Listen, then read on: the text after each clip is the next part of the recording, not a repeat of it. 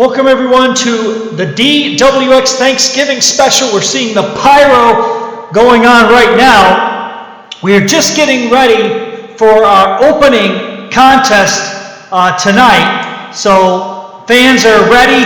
They're getting excited. All the stage has been set. So we are getting ready for this opening match here at DWX's Thanksgiving special called Mayflower Mayhem. We are going to ringside right now. I am the Rugged Rebel getting ready to call this match as here we see Charade. And wait a minute, Charade was being accompanied by Gambler, and it looks like the one, he has taken offense to Gambler accompanying Charade. Of course, the one in Charade, they've had some type of a relationship. I believe it's a business relationship, or maybe, I don't know what else. Maybe there was, who knows. That's neither here nor there, but the one didn't appreciate Gambler accompanying Charade to ringside area, so I guess he's accompanying Kato, and this is starting to look like it's turned into a mixed tag kind of a ordeal here as Kato and Charade are going at it. The one and Gambler are going at it. Gambler doesn't know what to do. He's running for it. He's trying to tuck tail and get away, but he attacks the referee as the one is just watching this attack go on up at the rampway area. But these two have got to get themselves, these two women need to get themselves in the ring, Kato and Charade, as the Gambler now goes after the one yet again, as Kato is now starting to finally make her way to the ringside area as Gambler still trying to go after the one. And Gambler, he's got to make sure he keeps his hands off these two women, because there is a strict policy here in matches that matches will end on a disqualification if a male superstar attacks a female superstar. I don't make the rules. That's something that the board put in there. They want to be all politically correct and stuff. But Gambler, he's going at it with the one.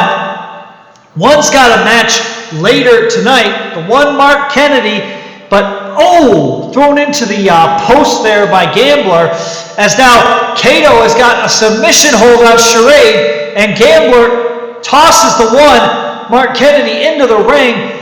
One's got to be careful though, because the referee has the power to eject him, but the one gets out. The one got out, I think maybe just, no, the referee, he's tossing the one. He said the one is out of here. The referee basically must have thought the one came into the ring on his own accord, and therefore he has ejected the one, so the one is out of being ringside here, as Charade looks like she's taking some control of this matchup, but the official is still telling the one, the official has now ejected the Gambler too for attacking the one.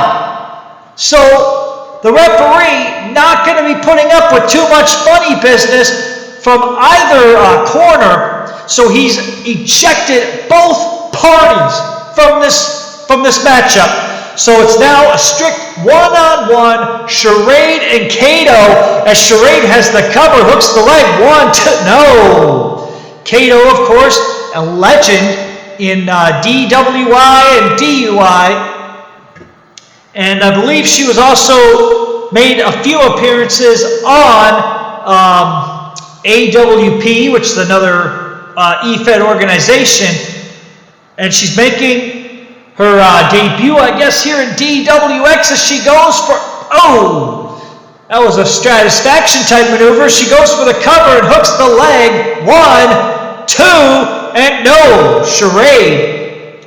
Charade kicking out. And I believe Charade only made a debut in the DUI and AWP. I don't believe she was ever a part of the DWI. But she's been in some other organizations such as Ballydung Wrestling, as did Kato for a while that was going on, as now Kato with another maneuver. This matchup, I don't know how much more Charade can take as a cover, hooks the leg, 1, 2, and 3. Kato wins the opening contest over Charade here on this Thanksgiving episode. So it'll probably be a very, very happy Thanksgiving for Kato, and for Charade, I guess better luck next time. But yeah, these two ladies opened the show, and it's nice to see this match didn't have too much interference going on, and that the referee took control of the situation. The referee wasn't going to handle any of that craziness going on the outside, ejected both participants, and we had a clear, fair-fought contest between Kato and Charade. Congratulations to Kato on this victory. And Charade, I think she just got outmatched by somebody that has a little bit more experience, which experience can sometimes pay off in matches like this, as Kato celebrates her big victory here in her debut in the DWX. Congratulations to Kato, and congratulations to Charade on a great opening contest here at DWX's Mayflower Mayhem. And Kato, she deserves to celebrate this big victory. Welcome back to DWX's Mayflower Mayhem. We are having a thankful beatings match. This is a team style matchup. Basically kind of like the Survivor Series in a way. Two teams of four go at it, and their elimination occurs if you are pinned or made to submit or counted out or even disqualified. Here we see a newcomer here. I think he's going by Werewolf or something, but he was added to tonight, just basically signed on, sight unseen. They just pulled someone and told him, hey, come onto the show, and they were added from the community creations. So we'll have to see how they do in their debut here, and this might determine whether or not they stay on future shows. That all depends on roster additions and roster subtractions.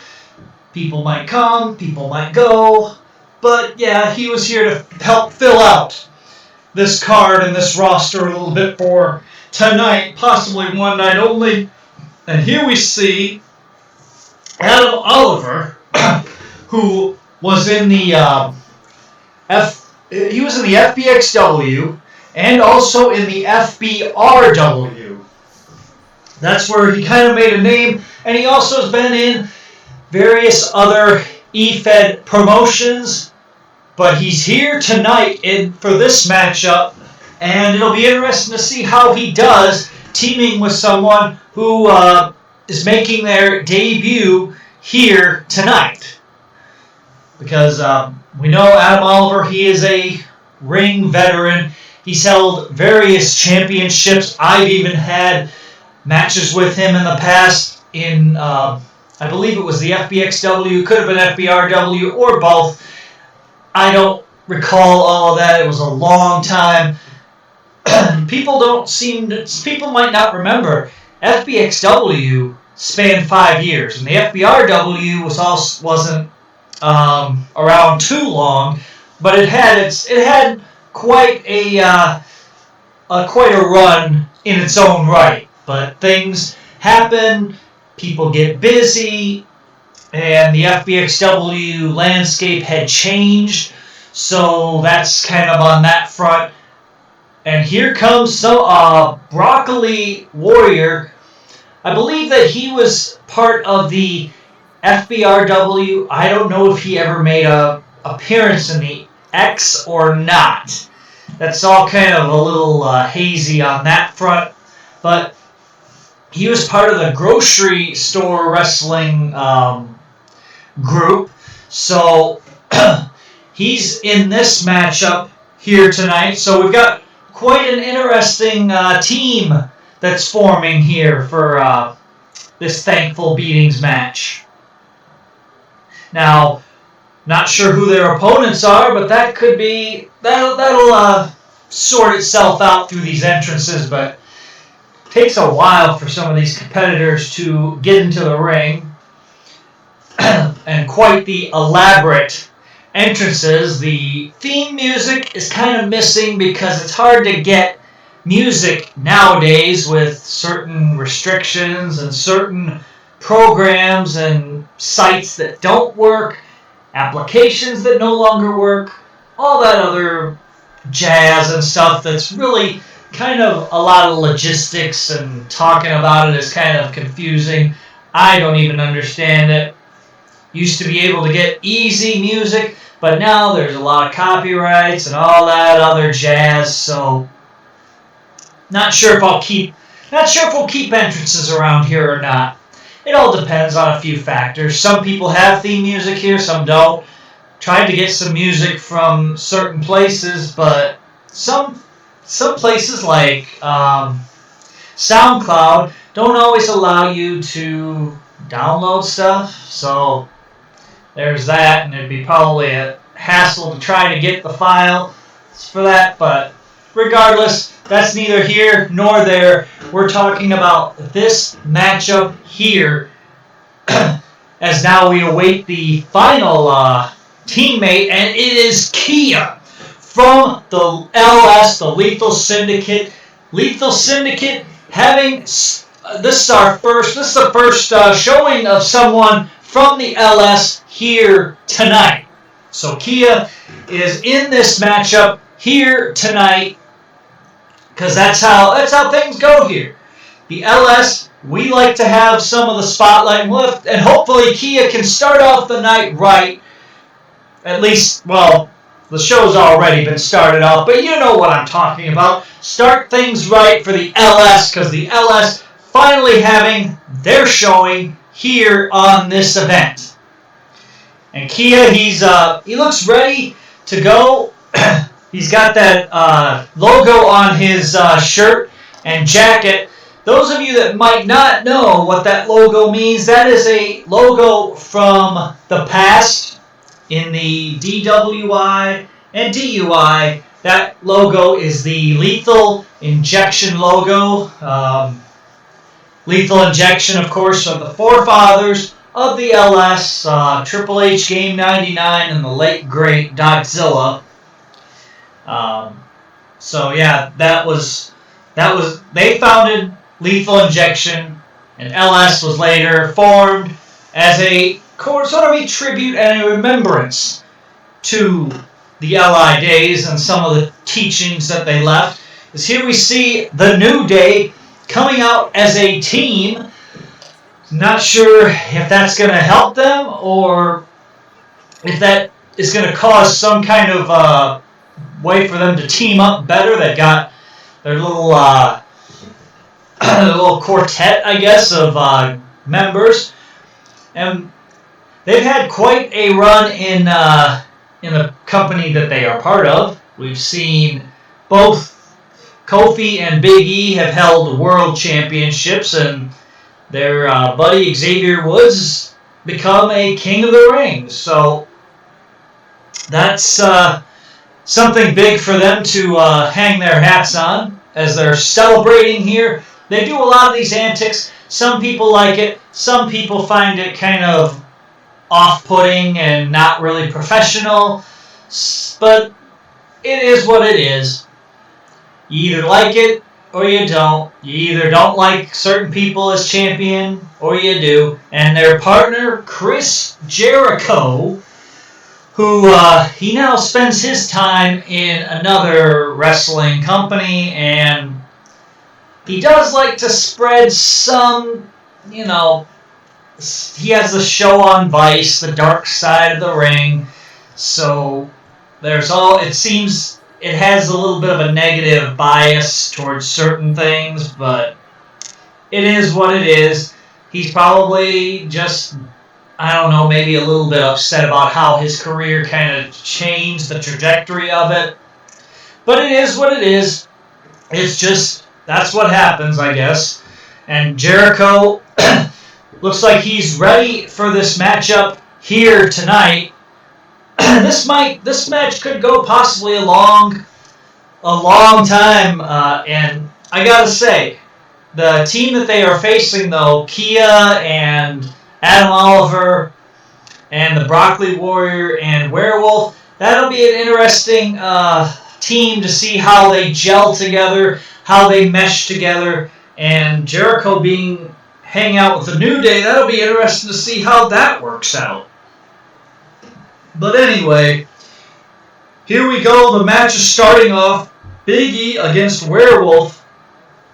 This Werewolf starting off kind of aggressive here, just really trying to take the fight to Big E, and that's probably what you have to do in a match of this caliber, as he tags in Broccoli Warrior, and they're doing a, looks like a double team maneuver, so looks like he's trying to gel with his team, and they're trying to, looks like the team wants to take down Big E early, which I think that's what you kind of have to do, as Jericho now gets grabbed by the Broccoli Warrior, and, back first on that ring apron.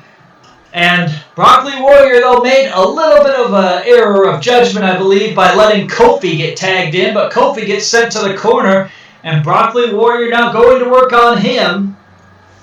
But in these kind of matches, the best strategy is to isolate your opponent, get one member of a team isolated, and don't allow them to tag, as now Xavier Woods gets thrown back first onto the apron. Looks like Broccoli Warrior is just bent on weakening and putting out punishment on these New Day members, which is a good strategy if you want to get an easy elimination, wear the other team down a little bit, and catch them a little bit off guard. But I think he's found himself in a bad position as he got double teamed, but didn't last long as Kofi got distracted there.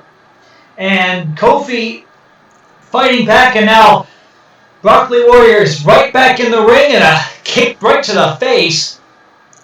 He's trying to, I think he's trying to keep Woods from getting a tag, as now he knocks Jericho off the apron. Now there goes Big E. Now he's just got to knock Kofi off. Or no, Xavier Woods, I'm sorry, I got confused. As now he drops him again. That's got to be doing its damage. That's got to be doing damage to Xavier Woods. And he's not even he hasn't even tagged in yet. As Kofi gets planted down. Kofi crawling to try to get to his team, but he is cut off, and now a cover. Hooks the leg, Broccoli Warrior, 1, no. Kofi kicking out of that maneuver. He's not going to go down that easy. You don't become a world's champion by going down easy to basic moves such as that one, but Kofi, he's fighting back and gets thrown over the top rope to the outside. Now, Broccoli Warrior, if he wanted to, he could probably... a springboard moonsault. If he wanted to, he could probably try to get a count out over one of these competitors. I mean, then you get a little bit of an advantage. But nonetheless, he keeps going after the other team, knocking them off the ring apron. Chris Jericho is down, and now there goes Xavier Woods, Kofi, and Big E they would look like they were trying to circle around Broccoli Warrior, but that didn't work. And Kofi, he's trying to fight back, but this team has got to be feeling the effects. I mean, they've been somewhat dominated by one person. Broccoli Warrior has pretty much been dominant in this matchup, and I don't think any of them, Kofi, Big E, Xavier Woods, or Jericho, have found the answer. But looks like Kofi is starting to come back into this matchup. Broccoli Warrior might be suited to get a tag out of the ring to regroup here, but he moves out of the way of Kofi trying that big maneuver. Kofi surprisingly not going for a pin or something else, but he could have gone for a tag possibly, but now that might be something that might be out of the question, as Broccoli Warrior 1, 2, and no. Kofi is able to kick out yet again, but Broccoli Warrior really doing the damage, really putting the boots to Kofi. And now, is he going to go for... I wonder if he's going to go for a cover again, or what he's going to do. Kofi basically being mauled and manhandled in this matchup as Broccoli Warrior was going up for a high-risk maneuver, but it allowed Xavier Woods to get tagged in to this matchup. And Xavier Woods, I think he must feel that that he needs to make that big statement, make that big leap into the main events, and pretty much join his New Day brothers in winning gold. And it looks like he's knocked out now, and a cover by Broccoli Warrior. 1, 2, no. Xavier Woods kicking out of that. But this match, and now Broccoli Warrior going for it again. 1, no. Didn't get it on that. He came close earlier, but now he's tagging out to Adam Oliver. Adam Oliver, an E-Fed veteran, if you can say that. As now he goes up to the top, and a splash and a cover, hooks the leg. 1, 2, no. Not even that splash was able to take down Xavier Woods as he's trying to survive in this contest. Adam Oliver going right back up to the top, and he missed on that maneuver. And now a cover, hooks the leg. 1, no. Xavier Woods showing a lot of resilience as now I think he's got that adrenaline going, and he reverses that move by Adam Oliver. And Adam Oliver just kind of getting a little bit probably frustrated with some of the things that he has done to take out other competitors just is not seeming to work, as Xavier Woods was going for I think he was trying to finish off Adam Oliver, but that's a swinging cutter type move, and a cover hooks the leg. 1, 2, 3, and Xavier Woods now eliminated. So the team of Adam Oliver, Kia, Broccoli Warrior, and Werewolf is now up. They've got a 4-3 advantage right now in this match. But Jericho is coming in, and now Adam Oliver is able to get out of that. Jericho, I believe, is probably the freshest of that team that is left. Kofi, he's knocked out on the outside. And now we get to see 2 Canadians go at it. Kia and Jericho, as Kia with a swinging neck breaker takes Jericho down. Now a cover, hooks the leg. 1, 2, no. I believe that referee, though. I'm having a problem with some of these referees here because they miss calls. They miss things. I believe Kia had Jericho beat, but the referee took his time, and I don't know what the referee is trying to do, as now Broccoli Warrior stopping Jericho from making a tag there, and the referee was counting Kia out, and Kia's had to get out of the ring, or if he would have gotten, I don't know if it's a 5 or a 10 count, you're eliminated. And that would be really bad, and I don't know if it would be a double elimination or if it would just be Kia eliminated. And now a cover again on Jericho. 1, 2, and no. Jericho, he's not going to go down just yet, but Broccoli Warrior with another cover. 1, 2, and no, yet another kick out. And this team of at least the 3 members of this team, Broccoli Warrior, Adam Oliver, and Kia, have been showing what they can do, but Jericho reverses Broccoli Warrior, and Werewolf there with a punch to the back of Jericho's head. Jericho probably didn't see that one coming, but a little bit of some trickery and some tactics that you might think might be underhanded, but in this kind of a contest, it's everyone pretty much for their team. You got to help your team, do whatever you got to do, I guess, to win. As now Broccoli Warrior getting attacked by Big E, and then now he punches Big E down, punches Kofi down, and now he's gonna go to work on Jericho as he's got the cover now, I guess. Hooks the leg. 1, no. Jericho still not ready to give in just yet. He doesn't want to go back to the locker room. He doesn't want to be eliminated from this contest. But will he have enough? Does this team have enough to overcome the disadvantage they have, as they are one member short because of the elimination that happened? But Jericho, I think he's setting up for a code breaker, but he missed it. He missed it on Broccoli Warrior, or it got reversed, one of the two. And now Broccoli Warrior is just waiting for Jericho and Jericho again reverses it. The momentum in this contest has just been back and forth. But he's let Jericho into the corner, but he took too much time. Jericho trying to fight back in this match, as he's got Broccoli Warrior down now, and Big E is getting counted, so that there's something on that front. And now looks like Broccoli Warrior has Jericho by the arm. I think he was trying to. It looked like he might have been trying to break the arm, but now he's just trying to keep both of the teammates away so they can't break up a cover. As now he hooks the leg. 1, 2, and 3. No! Almost 3 right there. As now he pulls him right back down. But no, that's not enough yet to... Oh! And there's a kick to the head. That's like a blackout style kick right there. As we see it again, we saw it again on the replay, and now a cover hooks the leg. 1, 2, no! And again, Jericho just not... Oh, and another kick to the back of the head. And the referee seeing that, and now another cover. 1, 2, and is this... Yes, it is.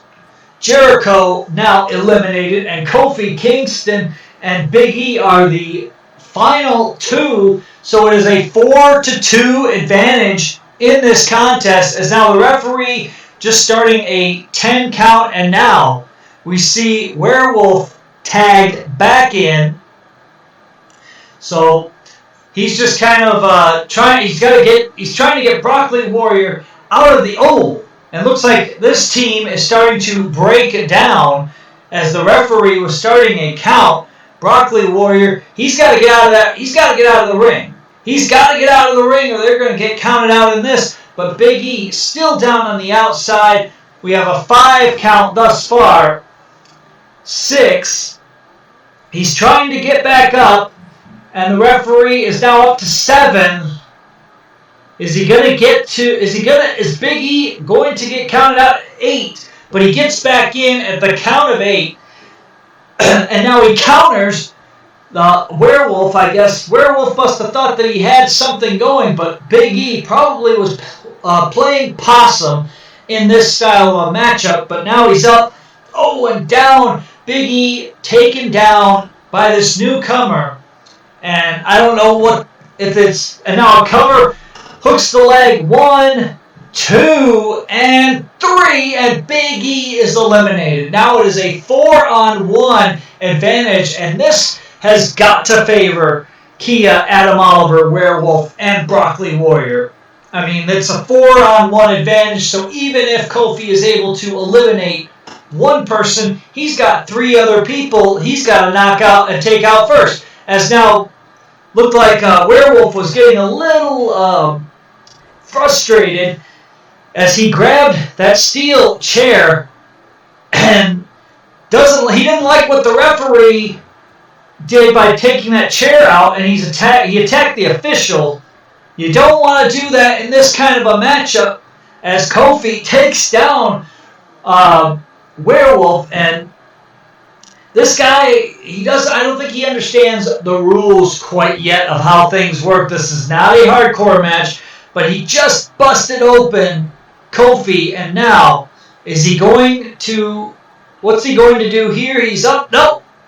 Tried to maneuver, he took too much time, didn't know what he was planning on doing, as Big E is still ringside. But Kofi fighting back, trying to win this, I guess, for his team, but at this point, I don't know if it's possible. It would be a very, very difficult mountain to climb, as now Kia is right back in.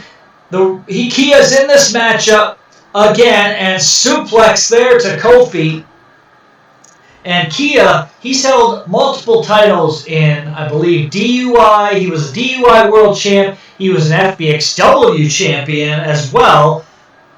He got a victory over the now retired General Jerry, who retired as FBXW World Champion, and now a cover hooks the leg by Kia 1-0.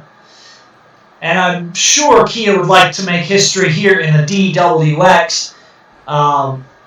As now he tags to Adam Oliver, and this matchup has been quite interesting, but it's like now I think that these guys are gonna toy around with Kofi now that they have this advantage, because they know that he's probably hurting.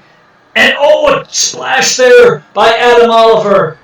And now he tags right back to Kia, and Kia going right up to the top rope, and no!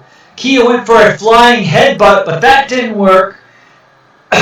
And I think that might have been the opening that Kofi needed, at least against someone the caliber of Kia. Kia making one big mistake. One mistake. And that's what it sometimes takes. Oh no! Another high-risk maneuver, and those high risks, they can change the whole course of the matchup, whether it's in your favor or not. And now a knee to the face. Kia going right back to the well again. I don't know if... Oh, that wasn't a good maneuver. Kofi again playing possum, and it has been working, I guess, in this matchup.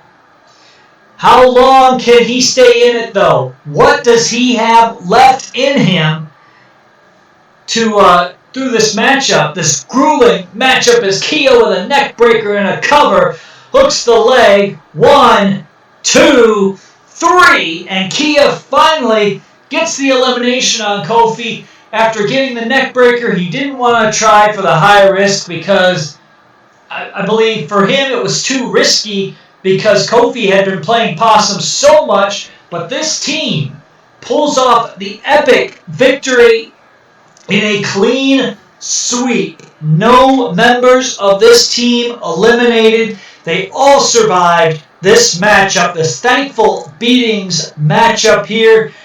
And congratulations to this team.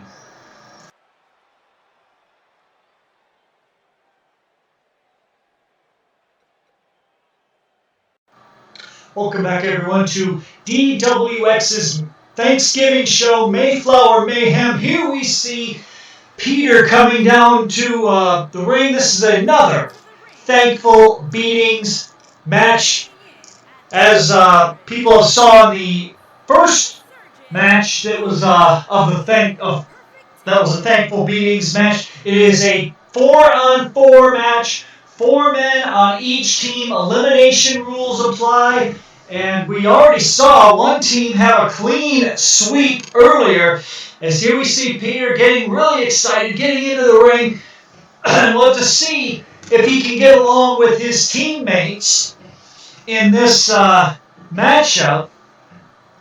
So yeah, this is another match that is a Thankful Beatings match here. What a way! It's in a way like Survivor Series in a way. It's kind of like a Thanksgiving tradition type thing. So Peter showing off to the fans, and he has high aspirations here. He has a lot of goals that he'd like to probably accomplish here in DWX as he just awaits his partners in this matchup.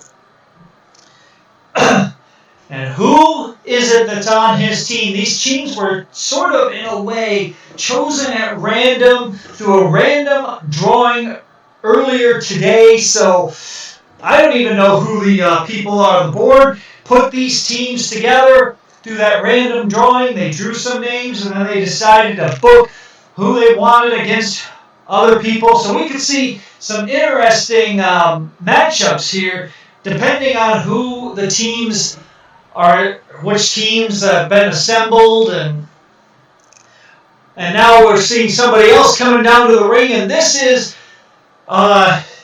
Mark Steel Chair Pierre, but he's got a little bit of a different outfit. I know that there were some problems earlier with wardrobe not getting here. Gee, wonder how that could have happened. I didn't have anything to do with it. But nonetheless, I had said that he would not be on a team tonight with Charles Ringmaster Ringy because of the attack that he and Ringy did to the RD, which I still say was uncalled for. They never should have put their hands on an LS member. No reason for it. So they're going to be paid. They pay the price tonight where they don't get to team up with each other. That's one person I know that is not on this team because the board agreed that they should face some type of a sanction, and possibly, I believe, they could have gotten a fine, but it was decided that they can, they don't have to get fined, they just don't get to team up tonight. And here comes Hafiz, and Hafiz, he's had some issues with certain talents in the DWX, but he's on this team, so that's so we got Peter, Pierre, Hafiz, and there'll be one other person teaming with them. But Hafiz, he wants to climb up the ranks. I know he and the One had a little bit of a confrontation a while back, but I don't know what it was over. I believe it was probably catering or something. Perhaps somebody took the last soda or something in catering, or the last piece of something. I don't know. It was something probably to do with catering. I'm really not sure. But, yeah, the One, he wasn't seriously injured, so I guess that can slide. But in terms of what Ringy and Pierre did to RD was totally unnecessary, totally uncalled for, never should have gotten that far. And I'm surprised that security did not try to stop it or halt it from happening. But regardless, things happen the way they do. And here comes Colonel Jerry. Colonel Jerry. Not to be confused with General Jerry. Colonel Jerry is the alien son of General Jerry. Because the aliens thought that it was pretty cool, Mars and stuff like that. They thought, oh, this guy, they saw General Jerry wrestle. So they found a way to take some DNA and they created their own version of Jerry, and he's called Colonel Jerry. He leads the people of Mars, but he's here wrestling tonight and basically seeing if he can be as good as his as the person that came before him, General Jerry. But General Jerry is not part of the DWX roster. He is a retired competitor, so that's how things go, I guess. As now we're going to see, I believe this is their opponents. And here we see Undertaker. And I guess he's going to be the biker taker tonight.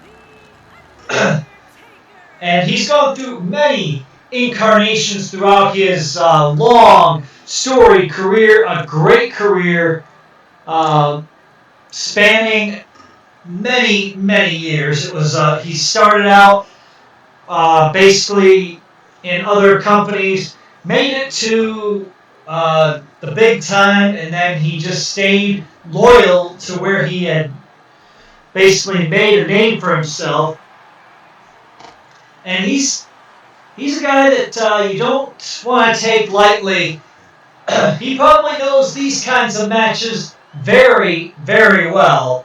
And it's just a matter of who is he teaming with. Who are his teammates for this particular matchup. And here we see The Rock, another guy that has some experience in sort of events and matches such like this. I believe that he made his debut around the month of November many, many years ago in a match similar to this.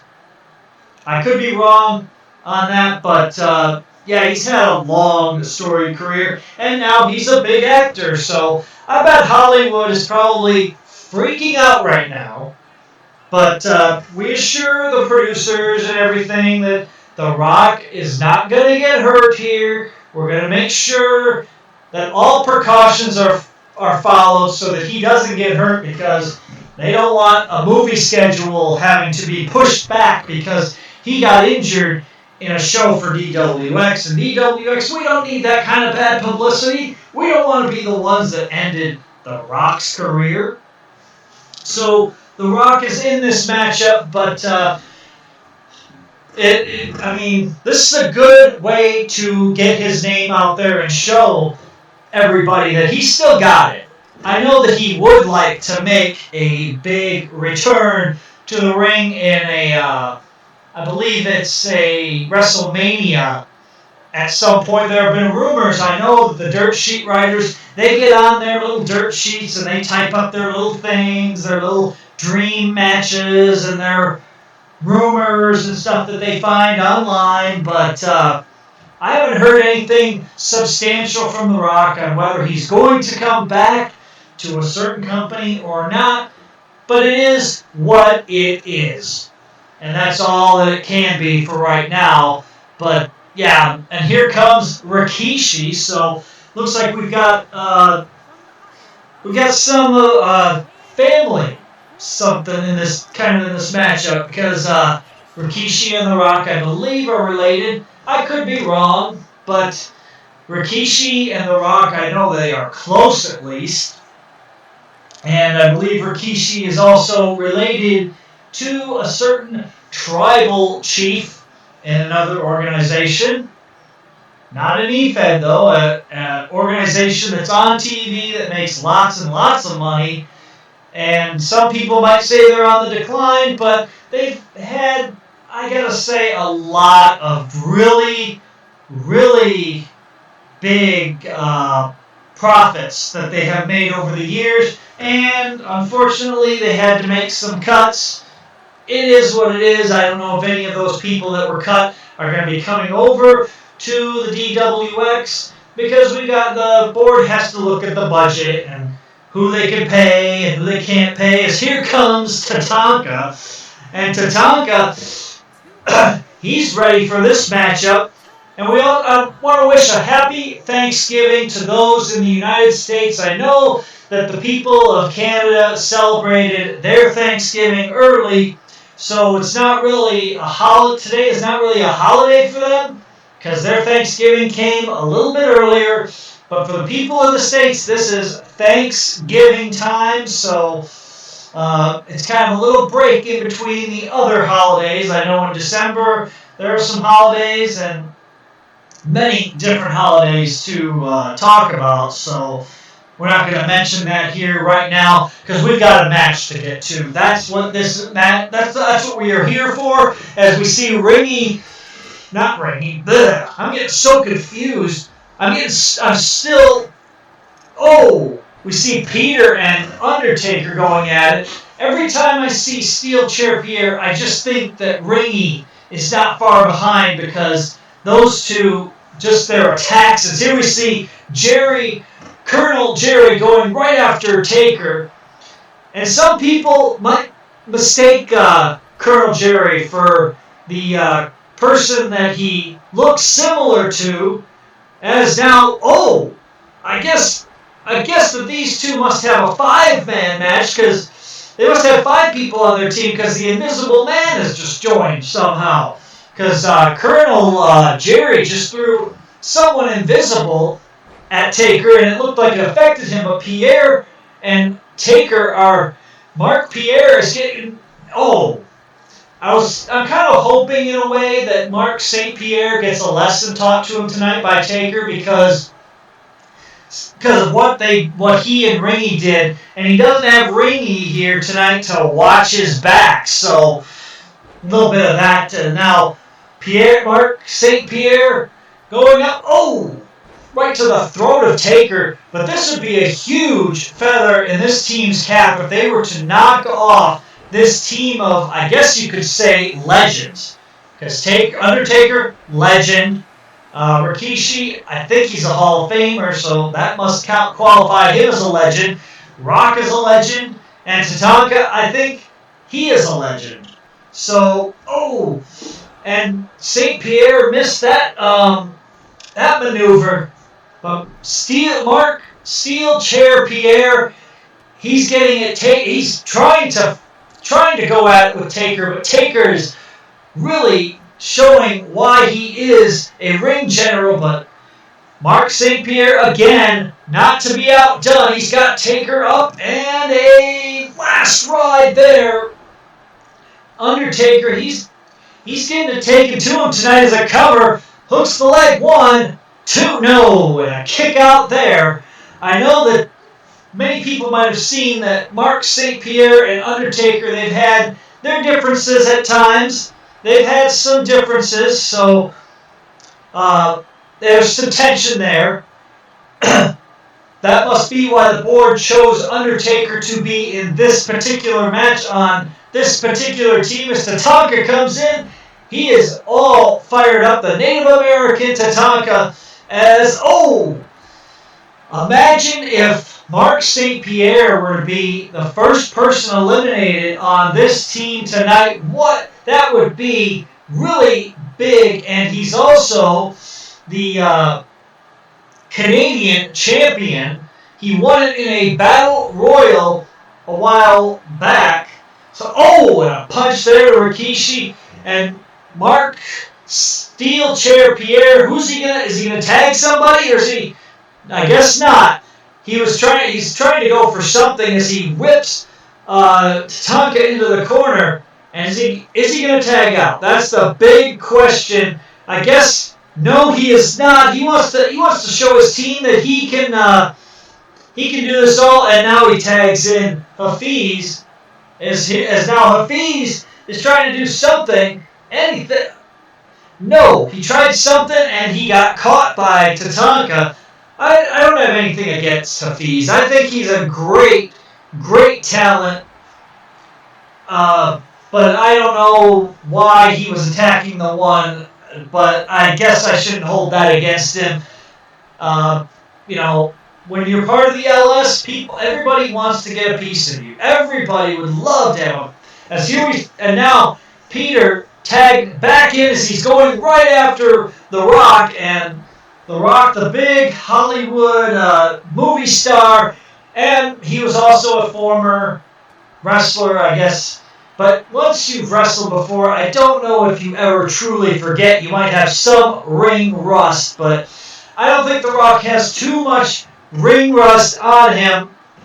As Colonel Jerry tried a few things. Colonel Jerry, he would love to make himself as big a name as General Jerry was. And if he were able to knock off The Rock in this match, if his team that he's on were to win, that would really be a big step in the right direction to help propel him possibly to that kind of stardom. Everybody's got to start somewhere. Every legend has to start somewhere. And General Jerry was a legend of e-fetting. And he's moved on to other ventures, other projects. And Colonel Jerry is now trying to take that spotlight, in the e-fed world, as he stomps on the face of The Rock. But I know Hollywood's probably freaking out seeing The Rock in the ring right now, because they're probably seeing that their box office attraction, their big star, might get hurt in this match, but we've already taken the precautions. And now a cover by Colonel Jerry, 1-0. The Rock, of course, is in a movie that's on Netflix. I can't recall what the movie is, but it was in theaters, but later went to streaming. And streaming has seemingly become the new way things are going, it seems.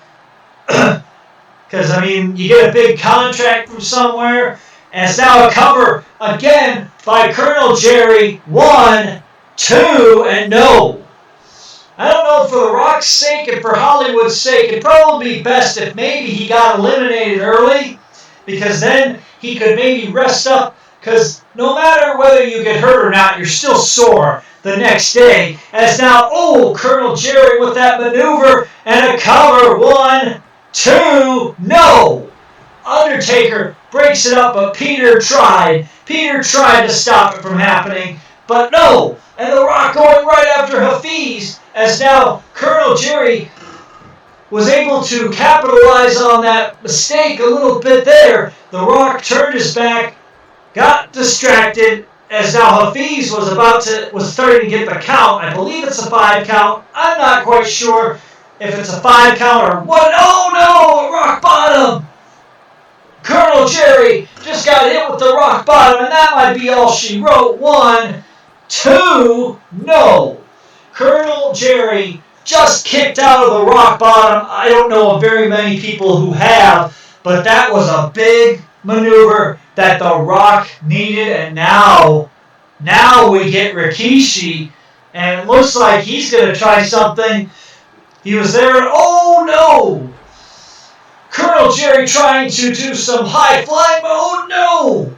Taken down by Rikishi, and Rikishi is starting to get some momentum, some much needed momentum for his team. Colonel Jerry is just having all sorts of problems here, trying to fight off this onslaught. I believe he needs to make a tag, though. I don't know if he takes down Rikishi now. They've got to find a way to neutralize the big man. But I've actually, even though I've got some bias as to this team, it's only because Steel Chair Pierre, what he did to RD, that's kind of just swaying my judgment in a way. But I've got nothing against the rest of these competitors. I've got nothing against Peter or Colonel Jerry or Hafiz. They're all great competitors, great athletes, and I don't know though if they can take out Rikishi, because Rikishi's got the size advantage, and it's hard to push somebody around like that has the size to counter. And he counters again. It seems like every time that this team of Hafiz, Peter, and Jerry and Pierre get something going, it gets snuffed out and squashed by Rikishi. Because I know Hafiz was going for something. A neck jawbreaker there. Hafiz, he's got to try to figure out some kind of way to gain momentum. He had something go. He tried to block there, a shoulder tackle type maneuver, as now he's going up to the top rope, and he hits the splash, a cover, hooks the leg, 1, 2, 3, and Rikishi has been eliminated. So that's something. That was a much needed elimination by this team to get the first elimination of the night. Rikishi goes back to the showers. Well, I should say the first elimination in this match, because it's not the first elimination in one of these kinds of matches. But now Hafiz with a jawbreaker and a shoulder tackle to Tatanka, and Tatanka is right back up. Hafiz getting set right into the corner again, and now dodges it again. Rikishi is still ringside, but I don't know how much more he's got left, as now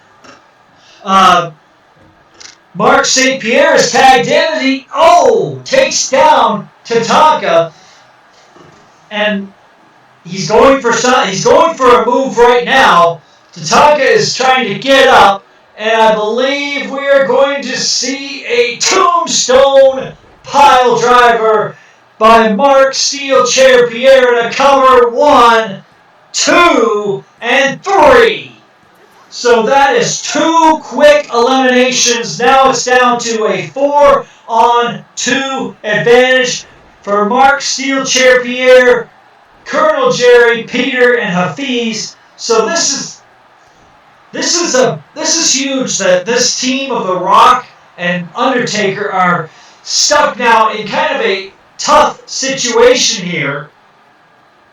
And Mark Steel Chair Pierre would love to eliminate Taker and get another victory over Undertaker to send another message to Taker that this is his, I guess maybe he would say this is his yard.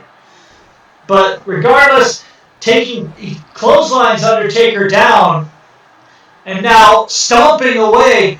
Colonel Jerry would like a tag here, I guess, but Mark St. Pierre, Steel Chair Pierre, whatever you want to call him. Oh, I thought for a minute there he was going to get chokeslammed, but no, he was able to avoid a maneuver. Oh, and a DDT there. Undertaker is he's in a rough spot here, as now St. Pierre had Taker in the Hell's Gate, but Undertaker knows how to break that. That's a hold that I don't think you want to use against Undertaker because he knows how to counter it. That's one of his holds, as now he's clotheslined by Mark St. Pierre, but Taker still fighting back as Pierre tries all these different types of maneuvers, and now he a clothesline to Undertaker, and what's he going to do here? Oh, I think Pierre should try to tag out in this type of scenario, but Taker again getting the upper hand in this matchup. This is just like a crazy scenario that Undertaker and The Rock are stuck in right now. As Pierre, oh no! Undertaker still fighting back, and I believe that there was a blind tag, if I'm not mistaken. Nope, maybe I was mistaken. But nonetheless, Mark St. Pierre, he's in some trouble here. He's in a lot of trouble now as Taker with the camel clutch.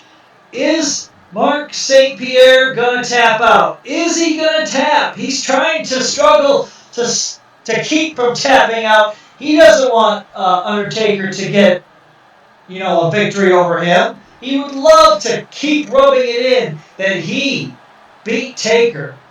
And I know that he and Charles Ringy were supposed to fight at one point in another company against Undertaker and Kane, the Brothers of Destruction.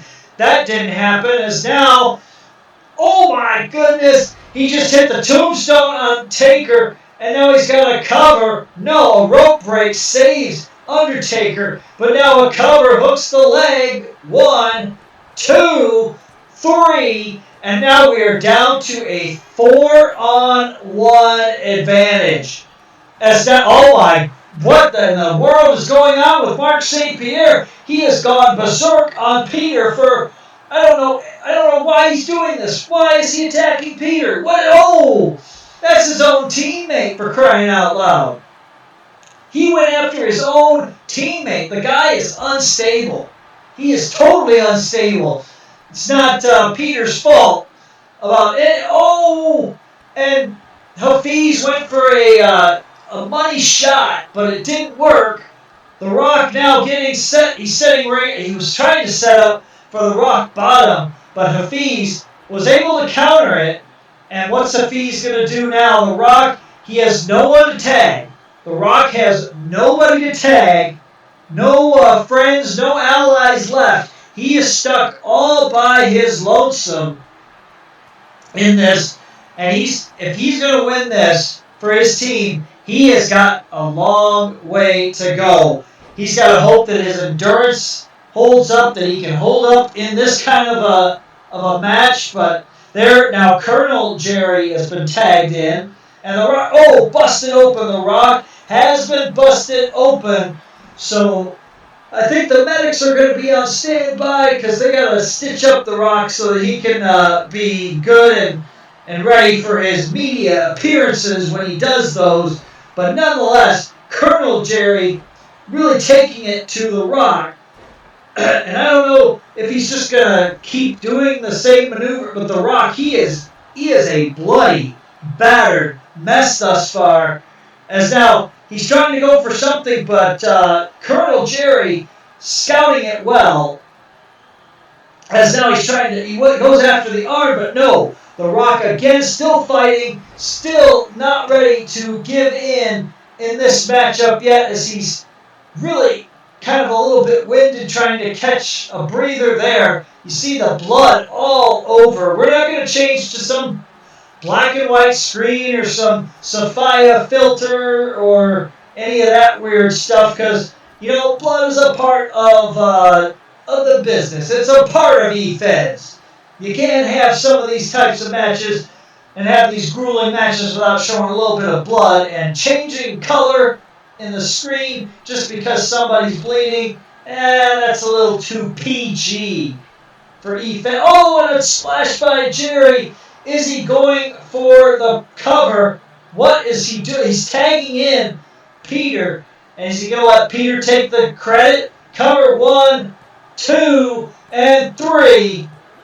And with that, I don't know if we're ever going to hear the end of it now. Peter will probably be talking about the time that he pinned the Rock, that he showed everybody here that he could beat one of the big main event stars from another promotion. But he's probably going to be bragging about this victory for quite a while. But congratulations to this team. They win this match. And we'll have to see if Charles Ringmaster Ringy is as fortunate in his match as his buddy Mark Steel Chair St. Pierre was in his team match.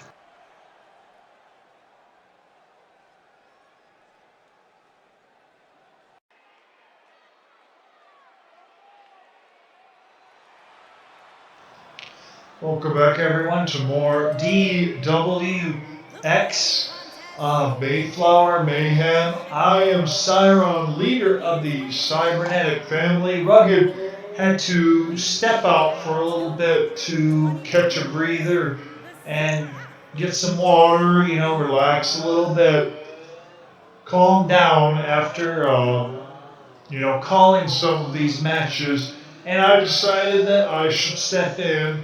The board said that somebody had to come in and call this because it's not good to have the match go on and not actually have a color commentator. So this is my first time doing DWX commentary, and some people might find my talks to be a little, my commentary to be a little on the dry side. But that's neither here nor there. It's surprising that Hafiz has actually come to this matchup tonight because normally you would think that a competitor that competed already once wouldn't want to go a second time in a match. But I guess that Hafiz decided that he would like to have another match. So he's going to try to show that he has the stamina that it takes to compete twice in one night.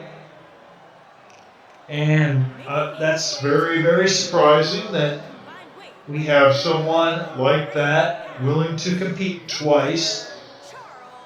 And here comes, this is surprising too, we've got Steel Chair Mark Pierre and Charles Ringmaster Ringy, which I know Rugged, he would be if he were here in the booth right now, he would be having a fit.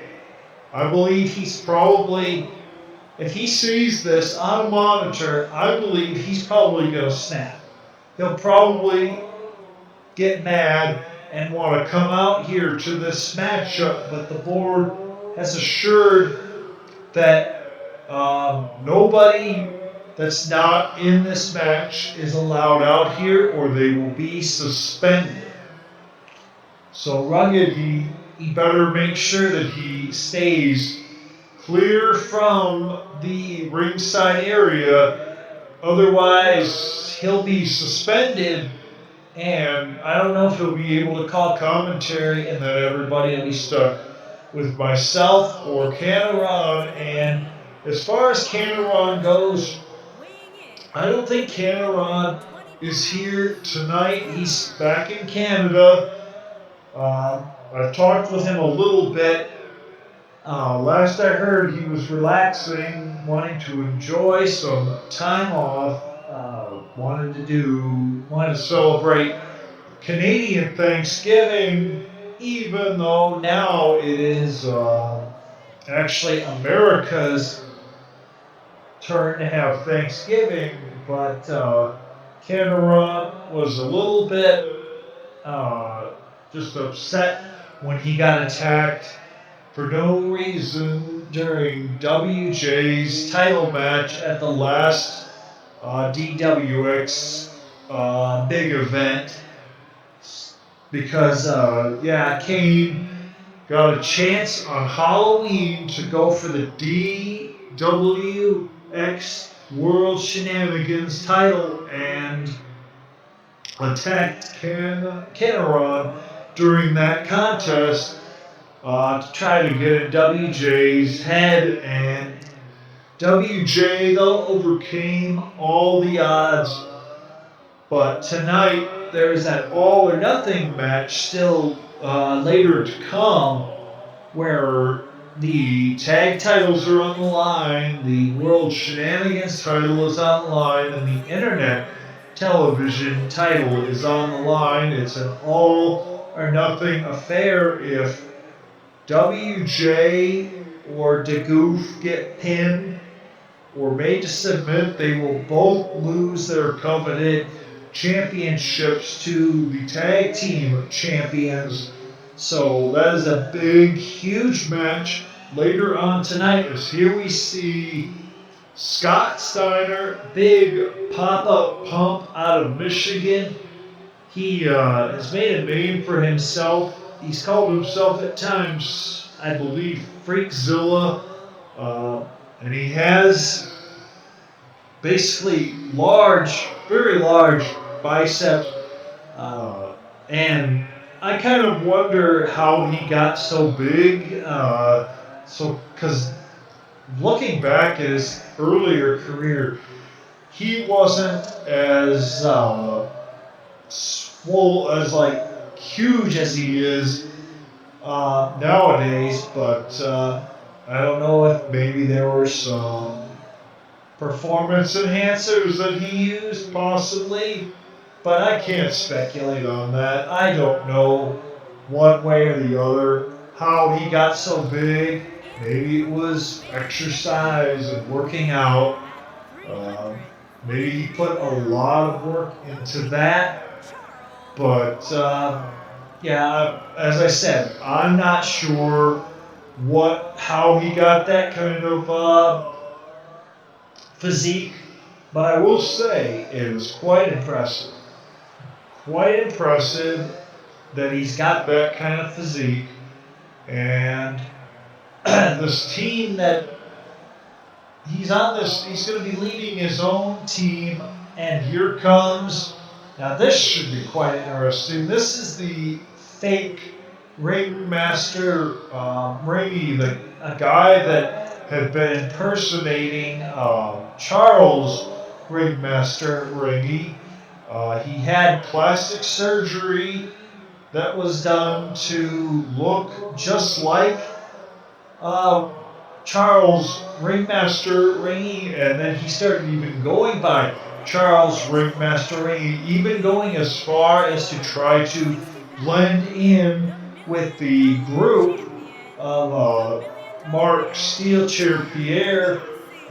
So he's done some attacks on Rugged's friends and partners in the business. I mean, Rugged has his own Lethals. He's with the Lethal Syndicate. It's a group of individuals. They all try to work together. They're like a band of brothers, but I guess Ringy and Pierre really took it to them. As here comes the $1 Million Man, Ted DiBiase, with his $1 Million championship, and the board says that earlier today, Ted DiBiase purchased back the $1 Million championship for a large, undisclosed amount of money to reacquire that championship. So both parties agreed. There was some documents signed, and Ted DiBiase is now once again the owner, and he now possesses the $1 Million championship through that purchase that was made earlier today. So that belt was made for him. Has just sent me a text that, and I guess now having it back, it was important enough to him to pay a large sum of money out to the fake ringmaster Ringy. I know they had a few battles over that thing, but regardless of the fact, Ted DiBiase has that belt back, and it's now once again in his possession. So Ted DiBiase, I guess he can be happy with that. The board couldn't do anything about it. Other companies might have been able to stop a purchase like that, but selling a title, I guess, can happen. As here, Scott Adam is making his debut here in DWX in this kind of a matchup. So he looks like a guy that you would probably see at a bar as a bouncer type person. If he's ever been in any kind of a barroom brawls, but yeah, he's dressed in all black, and he looks like a very tough customer for anyone to have to face. So we'll have to see what he does here in DWX and how he does in this Thankful Beatings match. This will be interesting to also see how Hafiz does and how St. Pierre does, because St. Pierre was already in a match earlier tonight, and in fact he was in just the last match that happened. So seeing two matches in one, so now Hafiz tags out to, I wonder, the Toxic, and Toxic is taking it to Scott Steiner. Scott Steiner has been in the business for quite some time, has made a name for himself in the business on many occasions, being part of the New World Order, and having won a few championships in his career. I believe he was a United States champion, a tag team champion, a world champion, world heavyweight champion, and I believe he's probably got other accolades, possibly in football. I believe he played football, but I could be wrong. He's the uncle of a professional wrestler now. Championship back in his possession, which he really wanted that belt to be paying a large, undisclosed amount of money. But I guess the board doesn't want to pry into personal matters, and especially if it's a belt that the DWX doesn't control, that they didn't want to pry too much into that. And they are texting me now to stop talking about it because they're getting rather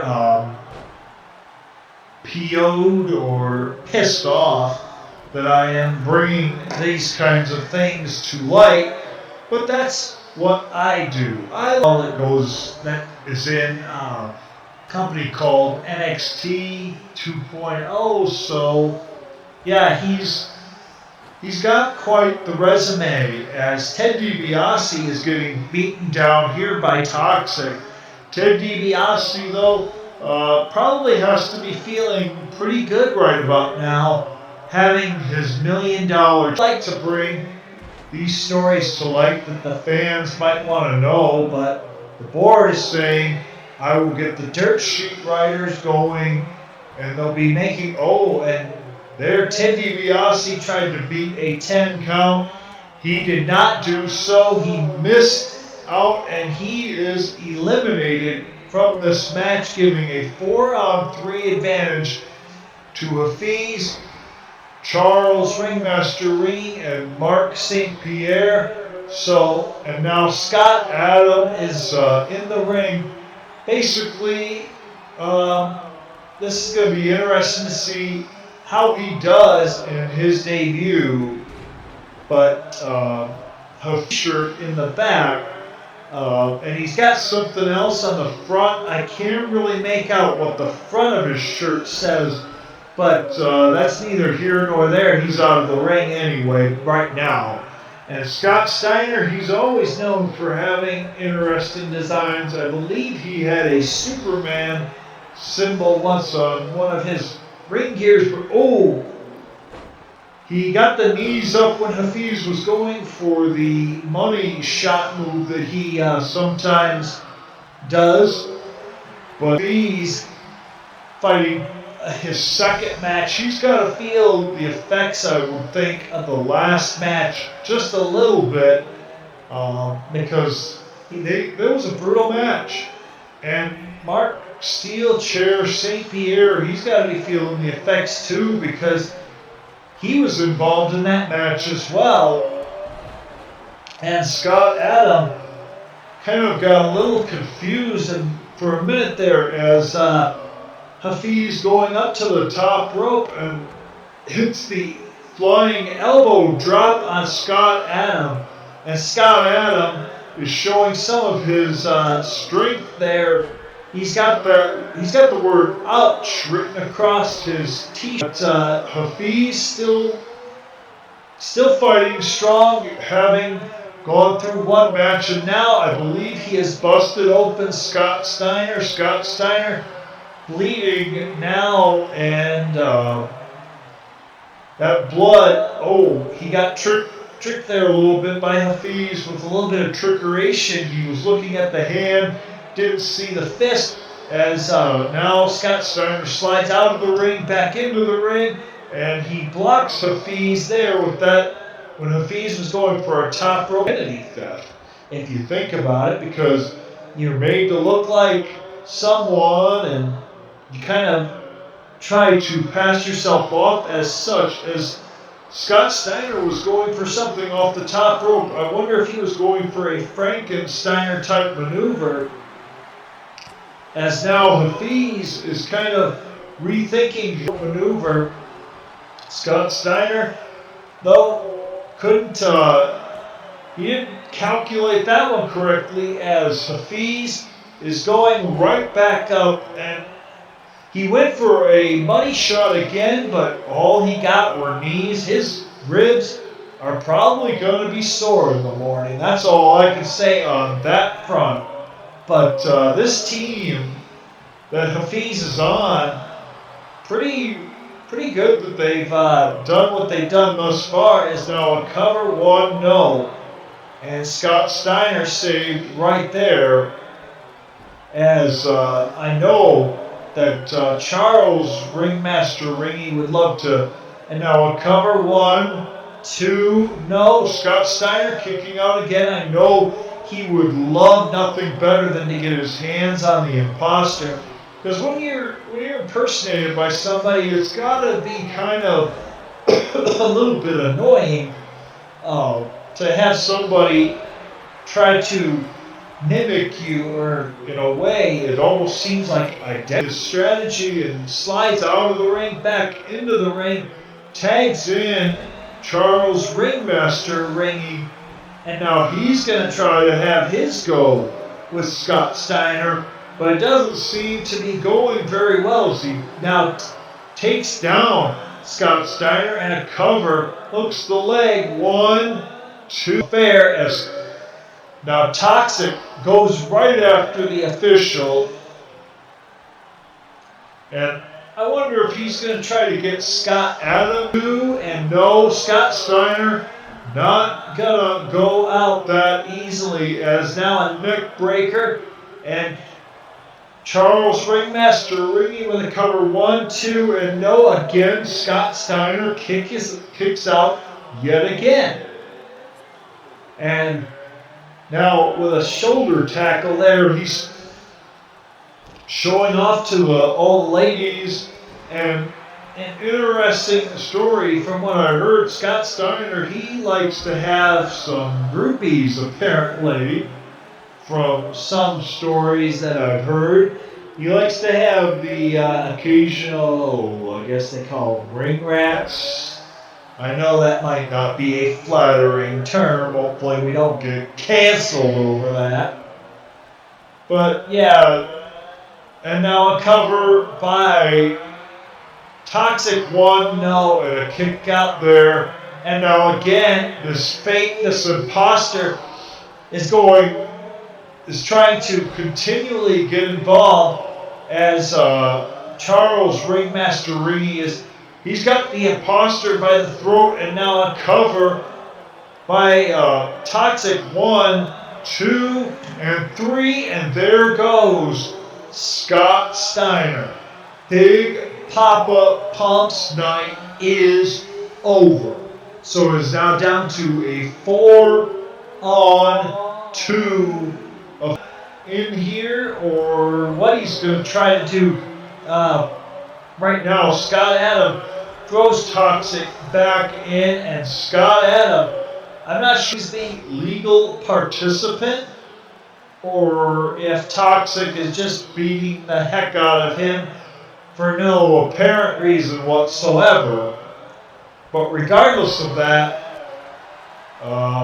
there's this imposter, Ringmaster Ringy, is now getting it taken to him by Steel Chair Mark St. Pierre, as now he's being Toxic, I guess, tagged Steel Chair St. Pierre, who was really beating down on the imposter Ringmaster Ringy, and now perhaps we'll get to see a showdown of these two lookalikes. And the only way you can tell them apart is the face of the fake is a little more full, a little bit bigger, a little bit heavier than the actual Ringmaster Ringy. But he's taken down there, and they've both got a similar build. Their muscle size is a little bit about the same, and it would be very hard to tell in some ways. The plastic surgeon that did the work really kind of tried to help pull the wool over people's eyes, but Charles Ringmaster Ringy is not taking this match lightly, as he went for a choke slam, but this fake seems to have had it scouted. He must have been watching film, as he's just trying to take it to the actual. Sometimes they say, though, it would take, and there we see the slams to the face. And you haven't seen me compete in DWX, which you probably won't, because I retired from the ring a long time ago, and I have no aspirations to return I made a name for myself anyway, though, in the DWI when I won the Shenaniganza and won all the titles. But then certain situations conspired against me to cost me what was rightfully mine. But I'm over it. I'm really pretty much over it. I had my success in the ring. I had my day. So I'm good with where my career is at right now in EFES. And it looks like this Scott Adam is getting beaten down pretty well here in this matchup. I think that this team of Toxic Hafiz, Charles Ringmaster Ringy, and Mark St. Pierre really do have the upper advantage in this matchup because they're down. They've got 4-on-2 odds, which if you were if you wanted to have an advantage, that would be the advantage you'd want to have. But I mean, if they blow it and now a cover, 1, 2, no, and a kick out there. The faker, I guess, saved Scott Adam there. 1, 2, no, and a kick out again. Scott Adam just still will not. Like there was going to be a tombstone pile driver, but Scott Adam was able to reverse it, and now he gets punched in the back of the head, and he's trying to make a name for himself at the expense of Mark St. Pierre.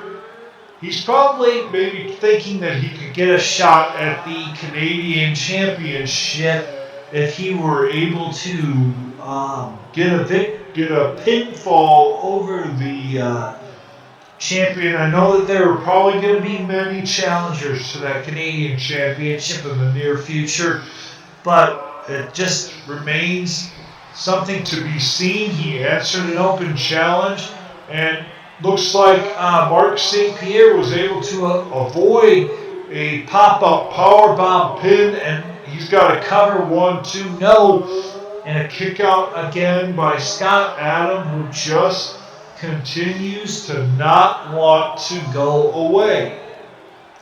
He does not want to go away, and the fake ringmaster Ringy punched off the ring apron, and now a cover again. 1, 2, no, and Scott Adam again kicking out. This guy, I said he would be built like a bouncer in a bar or in a bar fight. He's just got that kind of a look to him, like he's a rough, tough customer, and it's going to take a lot to take him out. As now a cover again, 1, 2, and again kicked out. I would have been surprised if that was enough to put him away. But regardless, it's going to probably take a big maneuver or something to take the imitation of Heat. As now another cover. 1, 2, and 3, and Scott Adam now eliminated. So now this fake ringmaster Ringy.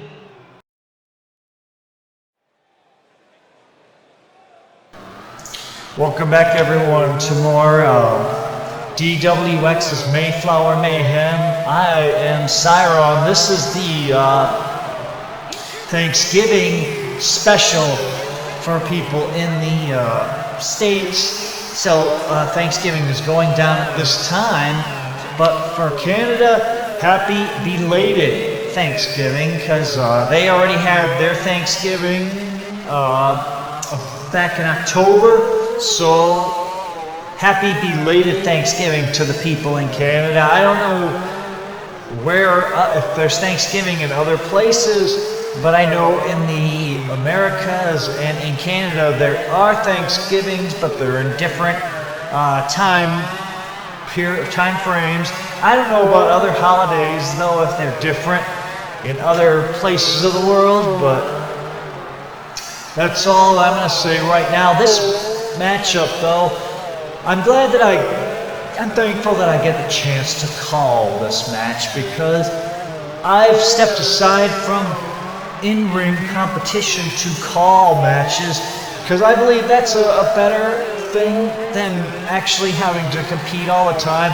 I've had my successes, I've said, and I'm okay with letting other people have their chance at some success in the ring. So this is going to be quite an interesting matchup. I don't know if it's actually a thankful beatings match or exactly what it is right now at this point. But the Usos here, they wanted to compete. They saw The Rock compete, they saw their cousin Roman compete, and they wanted to be a part of this as well.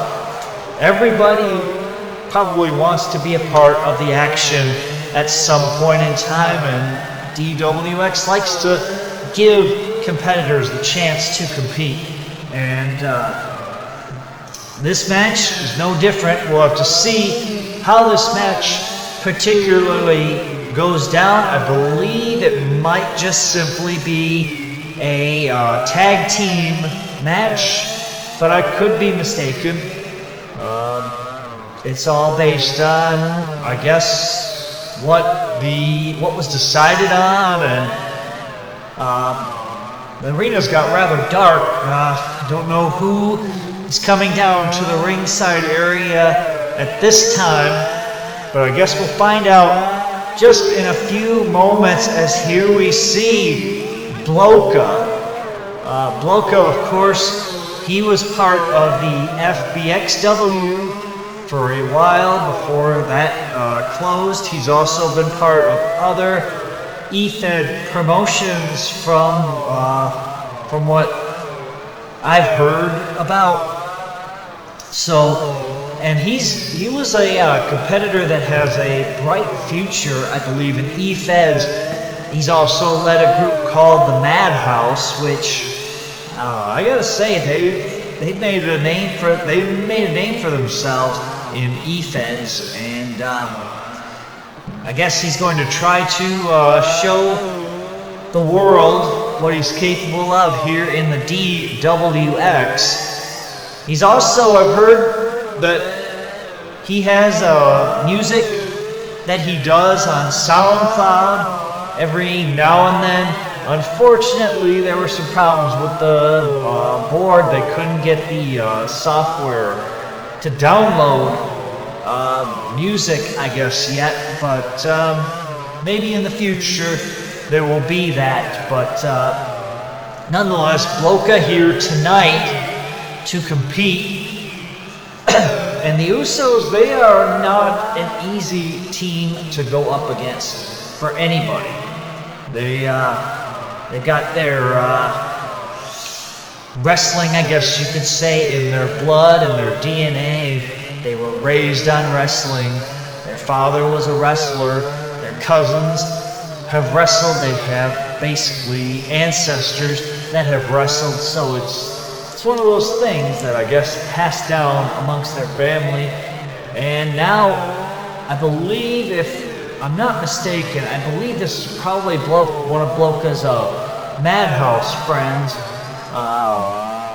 because I know that he was in a tag team when he was in the FBXW, and here it is, it's Joshua X, and so that's going to be some familiarity that they have, and an interesting fact for those of you that like to keep tracks of the facts and the analytics.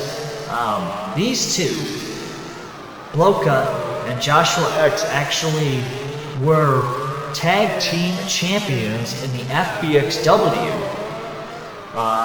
They were one of the last sets of tag team champions. They won it in kind of an odd fashion, if you want to say, because they won it, and then they had like matches, like different types of matches that they went through. They had a ladder match that was quite interesting.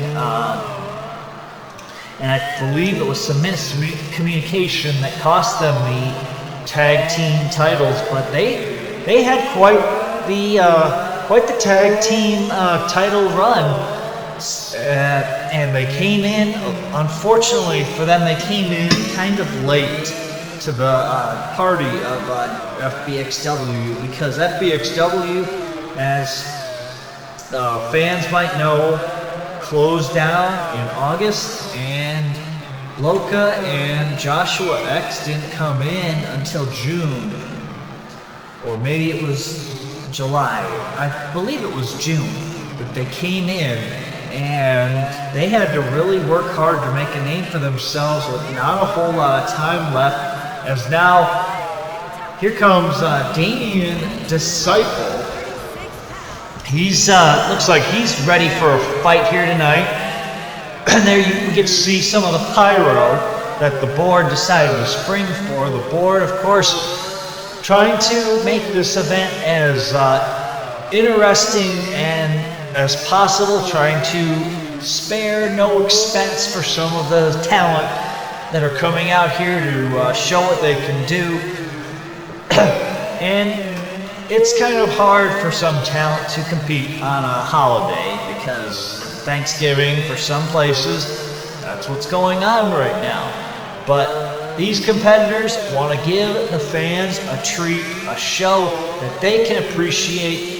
That's what the DWX tries to do. We strive to give you the best action. Some stars may be out of action due to contractual issues or something, but those will hopefully be worked on with some talents that aren't here, and some that are probably on a vacation or whatever. But that's all stuff that'll happen in the future. But tonight, the stars that are here, they are here to entertain the fans, as we see Boca getting ready to take on one of the Usos. But the Usos, they look so much alike, it's hard to tell them apart. I believe that is Jay, if I'm not mistaken. I believe that is Jay Uso, but I could be wrong. But Bloka, he's trying to really show that he is ready for this stage. He's got that nice outfit, as now it looks like he's scared away the Usos. That Uso is running away, apparently. I don't know if this is a one fall to a finish contest or if it's a elimination style match, but it seems to at least be a handicap 3-on-2 matchup, so it's not a thankful beatings match. That is, I guess, something that I guess those matches might be done with for now, because we've seen a few of those kinds of matches. But nonetheless, Bloka and the Madhouse get to show, and Damien Disciple getting his shot in there on one of the Usos. It would be, I think, rather awkward if the Usos were to lose this match and not even get, and one of them not be able to even get involved in this, because the Usos usually they work well as a tag team, but this Uso is just getting, I believe that is Jay Uso, is just getting manhandled by Bloka single-handedly. And that's a lot to say. I mean, you gotta wonder how the Usos would do if they had the rest of the bloodline, which includes Roman Reigns. But Bloka, he is just really showing that he can be dominant. Possibly, maybe he'll dominate this match all by himself, but he tags in Damien Disciple, and now, I believe that's Jimmy Uso. He's got a steel chair, and he better be careful, because you're not supposed to use a steel chair in the ring, but he nails Damien Disciple with that steel chair, and if the referee catches him using that chair, he could disqualify him, as now we see a cover. 1, 2, and no, the referee stops the count, says it only was a 2 count, but now Jimmy Uso getting distracted there, taking his eye off the match at hand, to stomp away on Joshua X. But that might be costly to him and this team. But nope, looks like he's right back up on the offensive, really fighting off Damien Disciple. And he punches Joshua X and Bloka there with a really hard shot to Jimmy Uso. And I don't know what Jimmy Uso blocks it. Goes for a kick, but that got countered as Joshua X with a shot to Jimmy Uso, taking him down.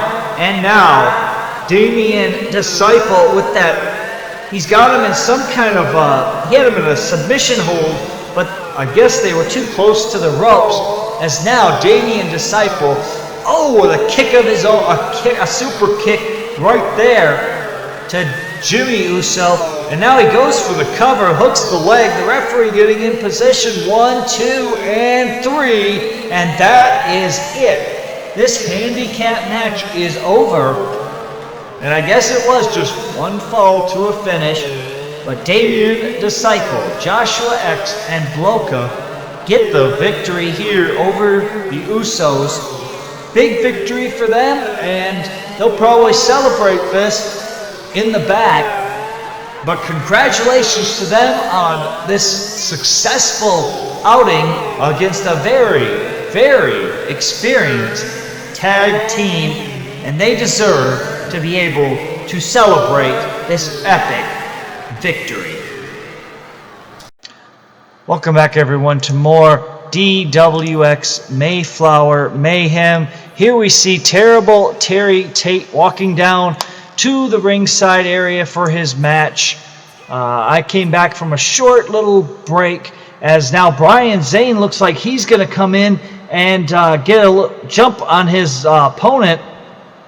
He and Terrible Terry Tate have a match here tonight, but I guess it didn't even make it to the ring just yet. Terrible Terry fighting off a alleged jump attack by Brian Zane, as now the referee somehow got knocked out in the chaos and commotion. We're having some technical difficulties out here, but that kind of happens sometimes. But you got to keep going on. The show must go on, as Brian Zane he tried something sneaky, and he got looks like he got cut off at that, trying to do something. But yeah, Terrible Terry Tate, you don't want to screw around with him. And that sledgehammer right to the chest. Terrible Terry Tate, he is fired up. He is a competitor that can be very, very aggressive when he wants to be. And Brian Zane doesn't have the advantages that Terrible Terry Tate has. Terry Tate, he's bigger than Brian Zane. He's got strength, and he likes to really be aggressive. He used to be in a campaign ad for, I don't know what brand of shoe it was. I know it wasn't Nike, but it was some other. He was an official office linebacker. I believe it was Reebok. Maybe it was Reebok. I don't think it was Adidas. I think it was Reebok. Had to be one of those shoe companies. But nonetheless, he had his run. He had his run in that, but now he's just assaulting Brian Zane. Brian Zane maybe should have thought better of trying to get a jump on this matchup, because I think now he's regretting it, as Terrible Terry Tate just really is trying to take it to Brian Zane. And this is the board has told me this is a last man standing matchup. So Brian Zane doesn't have to get a pinfall, but you got to keep your opponent down for oh my goodness, this is not going to be good at all. Right on the face, as now Brian Zane just is not doing very well. He is motionless right now. And Terrible Terry Tate doesn't seem to care one bit about the safety of Brian Zane. And he goes to the outside. Maybe he's going to let the referee. The referee is not even counting, though. The referee just standing by. And there is a chair shot, and Terrible Terry Tate with another one. Brian Zane getting right back. Oh, that might be it.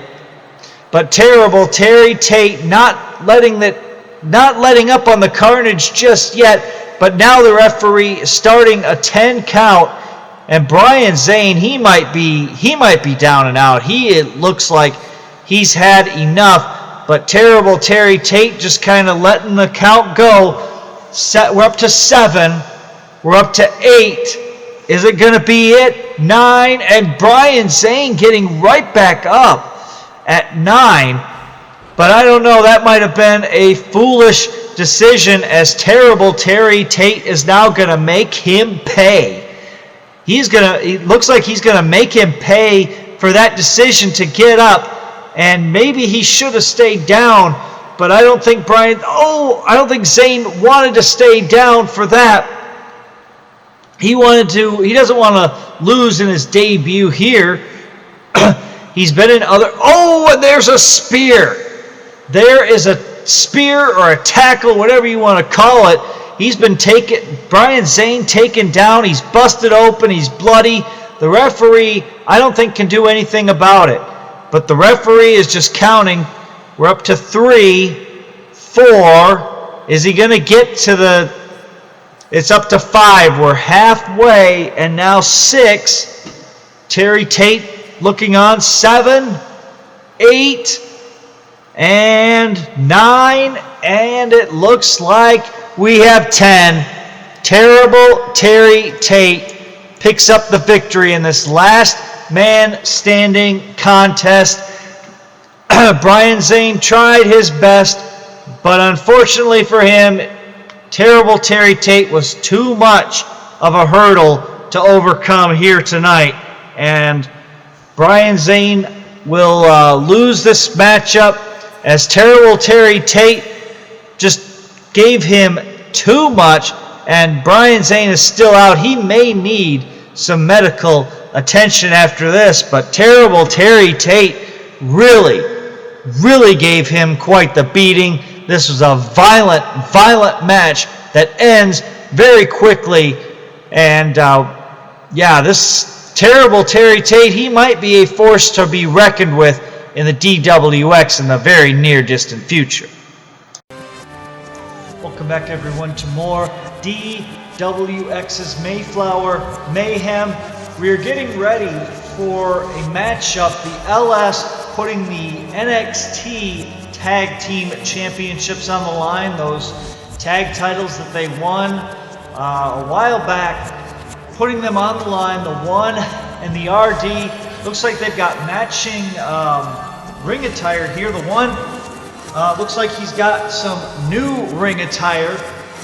Looks the black and the green, the lethal injection colors, and they're representing the LS1 and RD, defending those NXT Tag Team Championships here tonight, as here we see their challengers representing Team YTWF, Rob Hall and Britt.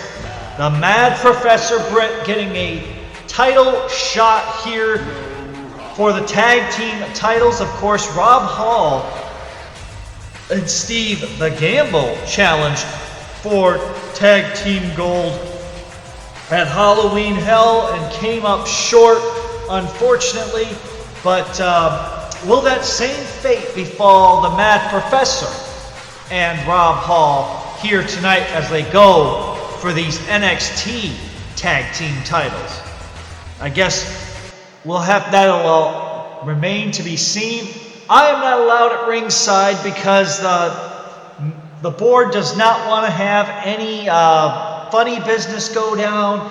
They were worried that maybe if I were ringside, I probably might try to get involved and sway things in my team's favor, the LS's favor. But I'm confident in the 1 and RD's ability in this matchup.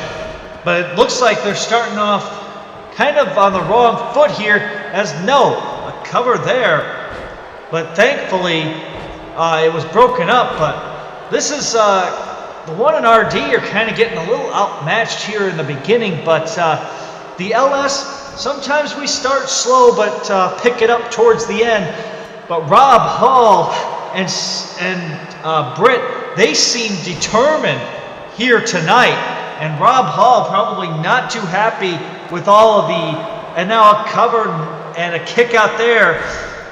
RD though, I don't know what's gotten into Britt and Rob Hall, but whatever it is, they are taking it to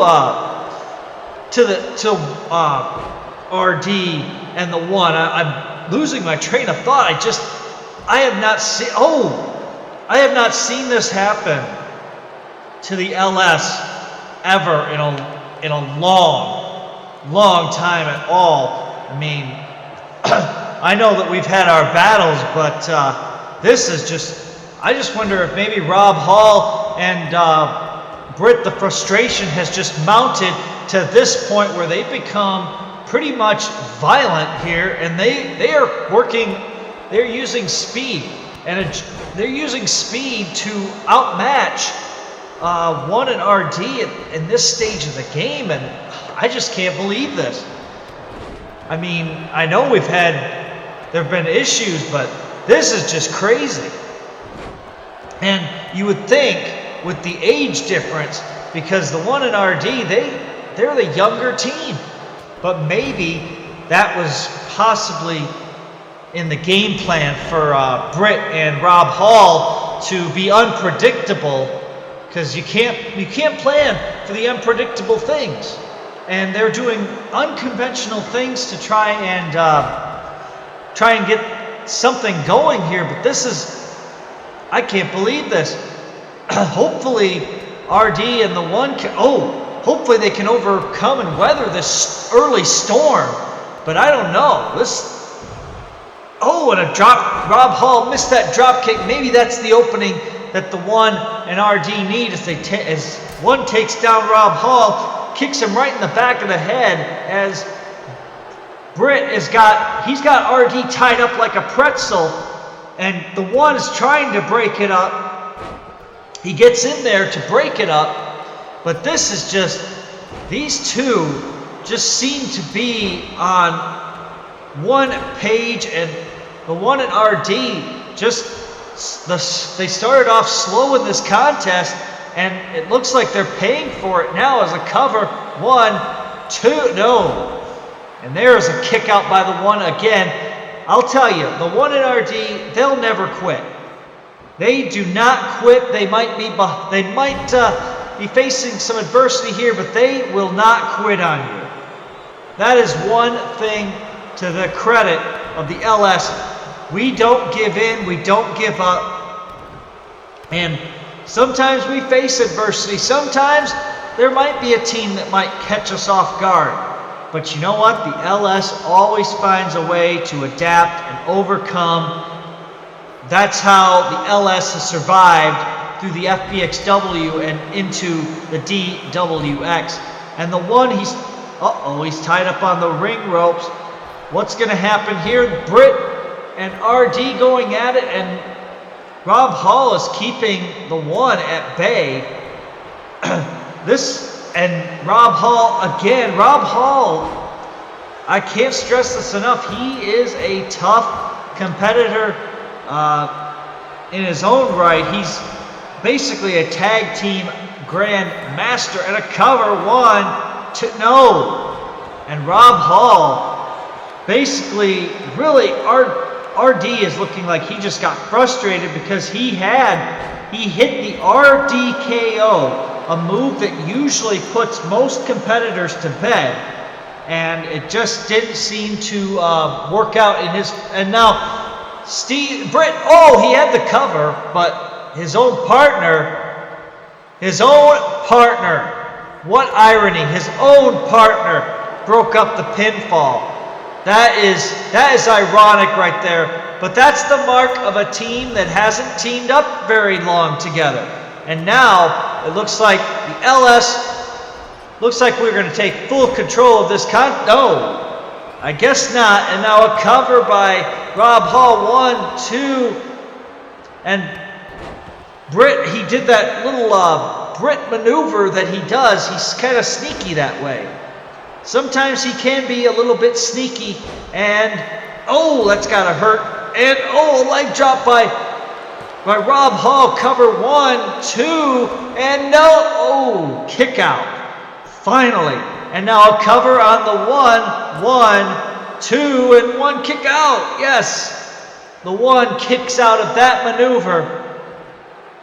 As now, the 1 is trying to do something, get something going, but Rob Hall, he's being elusive here in this matchup, as now looks like Rob Hall is going to be going for a little bit of a superplex ride here. But he's fighting the 1 off. Oh no, RD! Hopefully RD can put a stop to this. As what's Rob Hall gonna do? Oh, the leap! And now he's got the cover. No, 1, 2, come on, kick out. No. Oh, a tough loss of those NXT tag team titles. But congratulations to Britt and Rob Hall. I gotta give them credit. I hate to do it, but they caught the LS off guard tonight. They just caught us. They caught 1 and RD off guard, and that's all that can really be said about it. I can't. I'm in shock right now, because this does not usually happen to the LS. It happens to other teams, but the LS, we usually overcome adversity and adapt. But I am positive, the LS, we're going to have gold again one day. And I believe that 1 and RD will get a rematch for those NXT tag titles. And when they do, Britt, Rob Hall, you best be ready, because I'm sure they're going to be at the Platinum Towers training, getting ready, watching film on you guys, and studying you guys. So when they meet you again, it's going to be a different story. Welcome back. We go back to the ring, and it looks like the celebration of Britt and Rob Hall has been interrupted by Charles Ringmaster Ringy and Mark Steel Chair St. Pierre. They are attacking the new tag team champions, Rob Hall, and Rob Hall trying to fight this off, but this is not an official match, folks. This is just a fight. These guys are coming in like thugs, just coming into to basically try to pick the bones of the tag team, of the NXT tag team champions. I don't know what has gotten into these two, why they are doing this, but something needs to be done about these two, because this is not how things should be done here. You know what I think needs to happen? I think the LS, we need to send a message to these guys tonight. Not tomorrow, not next week. These two need a message sent to them tonight, because this is out of hand. Attacking Britt and Rob Hall, who had just been through a matchup already, and now these two guys just picking the bones. And Britt being picked up for a choke slam there. And Rob Hall, he's fighting valiantly, but he doesn't see what's happening to his partner in the center of that ring. But the referee, I don't know why the referee is checking on anything, because this is not an official match. But Britt wanted to give up, and I guess the referee thought it was a match, but this was not for those tag team titles. So yeah, these two, hey, enjoy your little victory that the referee gave you, but this was not a match. So they don't get the titles in this instance, but I guess they're trying to send a clear-cut message to the new NXT tag champs. But you two, Ringy, St. Pierre, you have basically put yourselves in a position where you're going to have to answer for what you've done. The LS, I think, needs to send a message send a message to both of you for what you did to RD and what you're doing here tonight. These two guys are just they've wreaked havoc now in a tag team match that they were not even, you two weren't even a part of this match. Welcome back, everyone, and we have had something happen that I guess our cameras didn't catch, that Boston and Kia came out to send a message to Ringy and Saint Pierre, and then Hafiz came out. So I guess we have an impromptu 3-on-2 matchup here going down right now. This is surprising. This is Hafiz's third match, but I am kind of disappointed that it appears by all means that he has aligned himself with Ringy and Saint Pierre. And based on how they've acted tonight, their actions, attacking someone after a match, I don't know. I'm kind of I have to say, I'm a little disappointed and a little hurt that Hafiz would align with these people based on how they've acted tonight. I mean, it's one thing to challenge the new NXT Tag Champs. It's another to just flat out attack them for no good reason. But now, the LS, I think that Boston and Kia, they're going to send a message to these guys that hopefully they never forget. But Saint Pierre and Charles Ringmaster Ringy, they have the upper hand right now. But don't expect that to, oh, there we go. There we go. You see what happens? You see what happens? Because the LS, like I said, starts off a little bit slow, but they come on towards the end.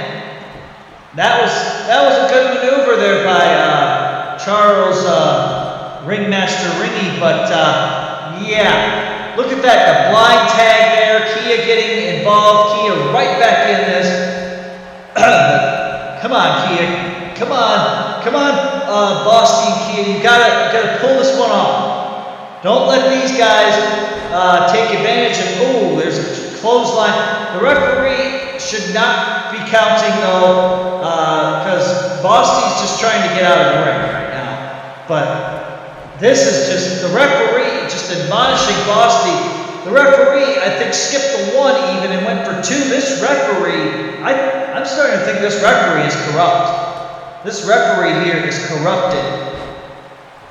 And that would be terrible if to have a referee on the side of these guys as well. That would be just a lot of mounting odds that really, I don't know. Kia, though, he's fighting back. He's trying to do what he can.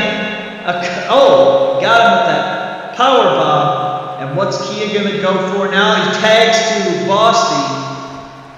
And Boston went for something, but Hafiz got out of it. And now Hafiz with a shoulder tackle. And now it looks like he's going back to these guys again. But I can't believe I can't believe that Ringy and Saint Pierre had the nerve to get in and attack competitors after a sanctioned contest. If the board does not do anything to them, punish them in any kind of way, then the board has totally lost control, and I'm very ashamed of the board if they don't do something about this, because this is just uncalled for. This is basically not what should be going on. That is not fair competition. Is now Hafiz attacking Boston on the outside. Boston, Chris Michaels, whatever you want to call him, he's kind of, and Kia there, smart ingenuity there by Kia, and now Boston trips Hafiz up off the ring apron, As now Bosty is being smart, Chris Michaels being kind of smart and crafty, but looks like now St. Pierre is just attacking him now again. This is not what should be happening. I'm surprised though that these three are lucky that it's not a full LS, because if we were all out there, they would be outnumbered.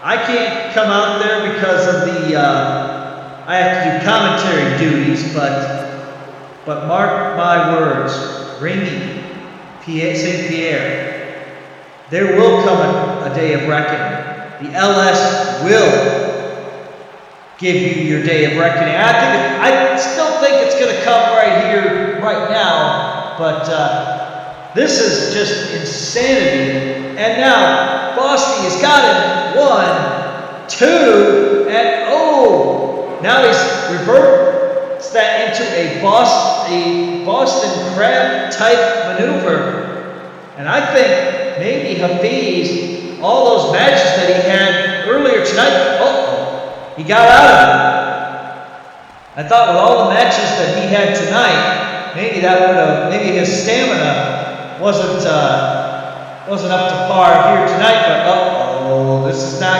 good. This is not good. Kia should try to get involved in this. But Kia knocked off the ring apron, and the referee, 1, 2, yes, Bosty kicked out. Bosty kicking out of that maneuver, but Kia is down on the outside, now finally getting up, but there's St. Pierre going after Chris Michaels, trying to keep him from tagging out. But I don't think Chris Michaels is done yet. Chris Michaels just kind of staring down at Mark Steel Chair St. Pierre. And he dodges that maneuver, as now Chris Michaels, he's got him with a perfect flex. 1, 2, what the hell? What the hell, Ref? What the hell? He had him, and you didn't count. This referee did not count the pin, and that I think you could have counted to 100. Honestly, I really think that Chris Michaels got robbed right there. And hopefully he makes Charles Ringmaster Ringy pay for it as he takes it down a flying bulldog. And now we're going to see it. Now the finish is going to come to these two. And this doesn't look good. But Chris Michaels evades that maneuver. But crap! Turned his back. That was good. The cover. 1, 2. Kick it. Yes, he got out. Kia making the save at the last minute. Making the save right there. And now, 1, no. Kia breaking up that pinfall yet again. As now another cover. 1, 2. Almost 3 right there. And now another cover. 1, 2, and we have 3. And this 3-on-2 contest comes to an end. But the LS coming up short in this matchup. But it was an impromptu contest. But in the end, it looks like this trio has pulled off the victory here. And I wonder just how far they will go being aligned like this. I think they've sent right now a clear-cut message to the entire roster of DWX that they aren't playing around, and they want to have a lot more competition, which they will probably get in the very near distant future. But they have sent a clear message here to the LS and to everybody else. And I think all the other teams in the DWX should be on notice for this trio. Welcome back, everyone, to DWX's Mayflower Mayhem. We are now getting ready for the main event, the all or nothing contest. Here we see WJ and DeGoof along with their, their manager, Ratouf, and it looks like Ratouf has some kind of tablet or something in his hands, but these two teaming up, and so just so everybody knows, both their titles are on the line. The Internet Television Championship and the DWX World Shenanigans Championship, and also their opponents, the DWX Tag Team Champions. That championship is on the line, and if DeGoof or WJ are pinned or made to submit, then they would lose their championships. Both of them would lose the championships, unlike other matches that have happened in other companies where only one championship was on the line. This is a true all or nothing. You either walk out with all the gold or you walk out with nothing. So WJ getting ready. I know that he wanted new ring gear and wardrobe. I saw him put on some new ring gear, but I guess for some reason he was told by management and the board to wear pants today. I don't know what that's all about, but that's neither here nor there. But here we see Dark Leader and Overhaul Zed. Overhaul Zed had a matchup with the Tribal Chief Roman Reigns, and I believe he's probably still feeling the effects of that matchup, but the referee getting the introductions out of the way, Ratouf just looking on ringside, and DeGoof is cheering on, and Zed goes right for WJ. This is a huge opportunity for both of these guys. I mean, Dark Leader and Overhaul Zed, and also conversely for WJ and DeGoof. And there's Ratouf doing some shenanigans at ringside. He's throwing stuff around, throwing monitors around. He better be careful though. Those cost a lot of money, but Zed getting it taken to him a little bit here by WJ early on, and WJ now tags in DeGoof, and DeGoof, he has that devastating drop kick. If he hits that, it could spell curtains. And looks like Ratouf is getting himself involved in the action, attacking Dark Leader. I guess that the plan is to try and isolate one person, and Dark Leader comes into the ring and chases off Ratouf, who tried to get involved in this matchup early on. You don't want a match to end like that, though. You don't want it to end in controversy. But Overhaul Zed throws DeGoof out and tags in Dark Leader. And Dark Leader now staring down. DeGoof picks up Dark Leader and drops him with a backbreaker. And DeGoof is setting it looked like DeGoof was setting something big up. The referee is getting a little annoyed by Ratouf doing all these shenanigans. And Ratouf has the steel ring steps, decides that he doesn't want those anymore. And DeGoof with a Samoan drop now to Dark Leader. Dark Leader getting a little bit overwhelmed here by the offense distributed by DeGoof. And now Dark Leader reverses a move in the corner. DeGoof tried something, but Dark Leader takes him down. Knee right to the chest.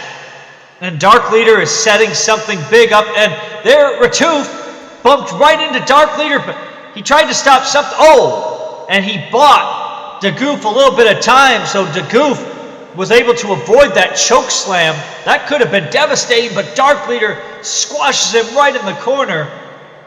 DeGoof, I know he's resilient, but he may want to tag to his partner at some point, or think about doing that, because Dark Leader was, Dark Leader had the advantage for a minute, but now Dark Leader thrown out of the ring by DeGoof.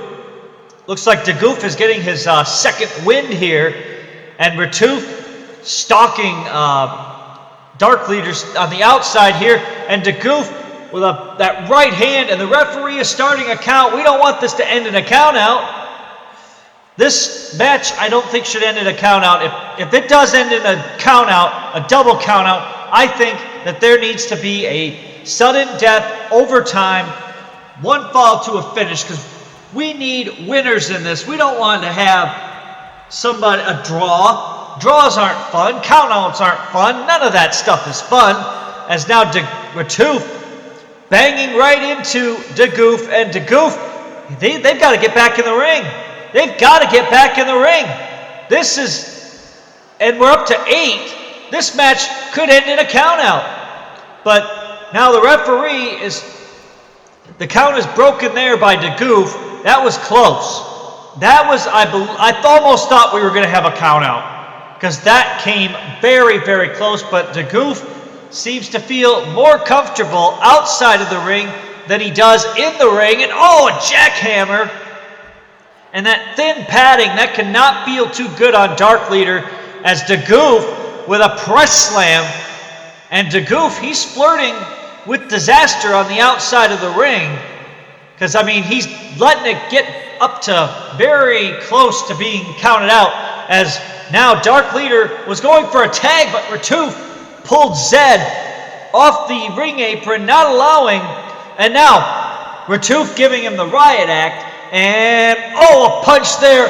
And I think Dark Leader might be hurt there, but DeGoof with that punch. And now, a right hand, and we're going to see a pump handle style drop. And DeGoof dragging Dark Leader away from that corner. He wants to keep Dark Leader as far away from Zed as possible, and now a cover hooks the leg. And Zed breaks it up there. And WJ with a DDT to Zed.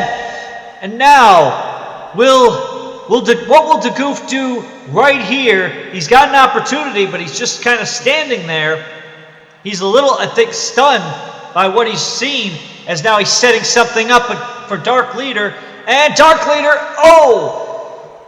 Dark Leader reverses what DeGoof was going for, and this could be bad for DeGoof. I think we're going to see new champions, new singles champions here, as DeGoof, he's going up, and choke slam down.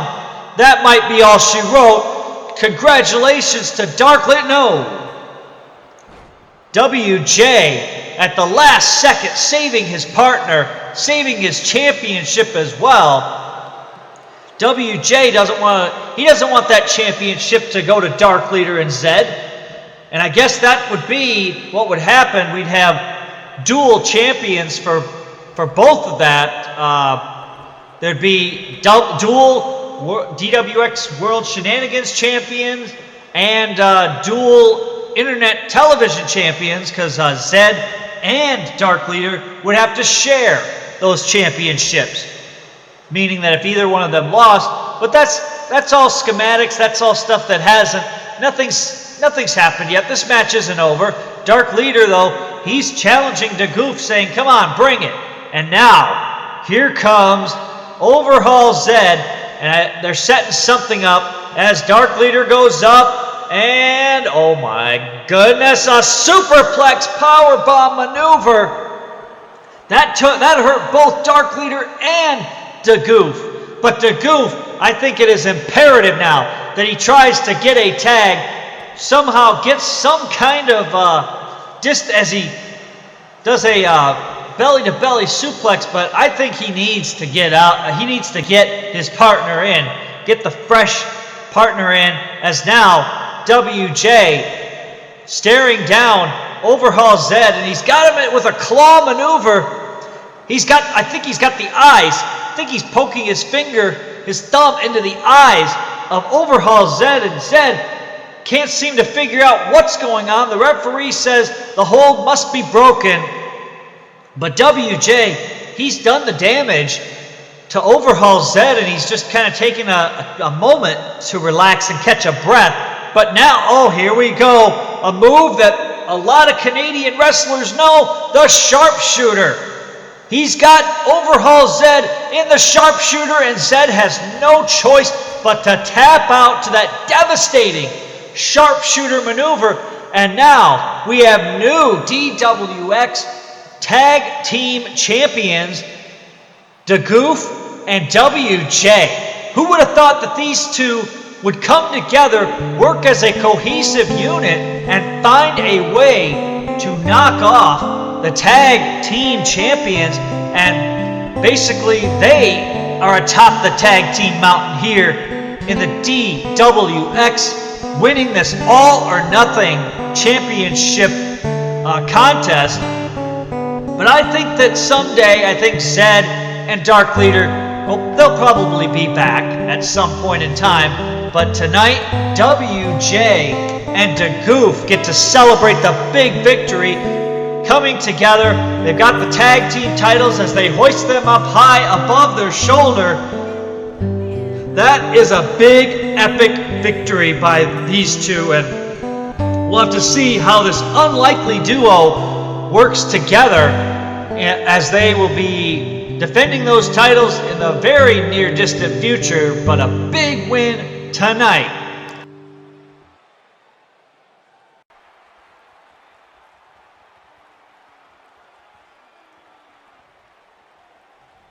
Welcome back, and it looked like the party was just beginning for WJ and DeGoof, but Ringy and St. Pierre decided to, they're here to crash the party. WJ, he was starting to get down in the after party.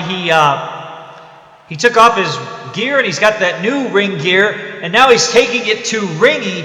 But Ringy and St. Pierre, they've been trying to crash this entire night.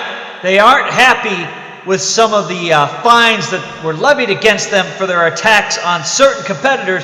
And now I guess they're trying to send a message to the new tag team champions that, hey, don't forget about them. And WJ thrown over. And DeGoof with a miscalculation there. Or maybe that was on purpose. I don't know if that was on purpose or by accident, but he's walking away from WJ, leaving WJ to get beaten down by Ringy, and the referee thrown up against the steel ring steps. And DeGoof I think DeGoof's lost it. I honestly think DeGoof has, he's lost it right here. He's just angry. He's just vicious here. He's going after this referee, and I don't know what the deal is. WJ, though, he's got a pinfall. This is not a sanctioned contest, though, but still, WJ is trying to show. And now DeGoof gets attacked by St. Pierre. This is just a crazy, all-out brawl. And I don't know what's going to happen at the end of this, but the referee knocked out and now starting to get up, and DeGoof went for a clothesline, missed it. But DeGoof, he's not even helping his tag team partner here. He's letting Charles Ringmaster Ringy have his way here as WJ trying to fight back. But it's kind of a handicap match at this juncture. But at least DeGoof is not allowing them to get a pinfall here. But here's a cover, hooks the leg, 1, 2, no. And I don't think the board has not sanctioned this contest. The board said that this is just an all-out attack by Ringmaster Ringy and Mark St. Pierre, as now Charles Ringmaster Ringy, he's setting up something here, and ripcord knee right to the face, and now a cover, hooks the leg, 1, 2, 3, and a message there, I believe, sent, as DeGoof is still there. WJ, he's being sent to the back for medical attention as DeGoof's, he got Charles Ringmaster Ringy down, but now DeGoof is all alone with these two thugs. And I don't know what's going to happen here, how he's going to respond to this kind of assault that's gone down. But DeGoof showboating here, that's That's not something you want to do. Oh, and Charles Ringy, he's starting to get back into this as now he takes DeGoof down and stomps right on the ribs of DeGoof. And DeGoof, I think he's going to possibly regret showboating and maybe regret not helping his partner earlier, as now a gut-wrench powerbomb as Charles Ringy with a cover 1, 2, and no, a kick out. DeGoof still in this fight, and that's what it is. It's just a fight. The tag titles are not on the line, but a cover here. 1, 2, and no, another kick out there by DeGoof. DeGoof, he's not gonna take this beating lying down. He's gonna fight with all he's got left. He's got that Cobra Kai spirit in him, as now looks like Ringy, and takes him down with a running bulldog. Charles Ringmaster Ringy getting a full rush of adrenaline, as now he's got a Tonga death grip on DeGoof, and DeGoof has passed out. The referee is calling a stop to this, but Mark St. Pierre and Charles Ringmaster Ringy, they have sent a message to the new tag team champions that, hey, they've shown that they can beat the tag team champions. The belts weren't on the line, though. That's one thing. And a second point, DeGoof and WJ had just been through a grueling all-or-nothing matchup, so they gave it a valiant fight against these guys, but I think just it was too much on this night, as now Charles Ringmaster Ringy and Mark Steel Chair St. Pierre are celebrating this attack. But we're out of time, folks. We thank you for joining us for DWX's Mayflower Mayhem. Have a safe and happy holiday, and we will see you on the next show, and we'll have to see what the board does to these two thugs.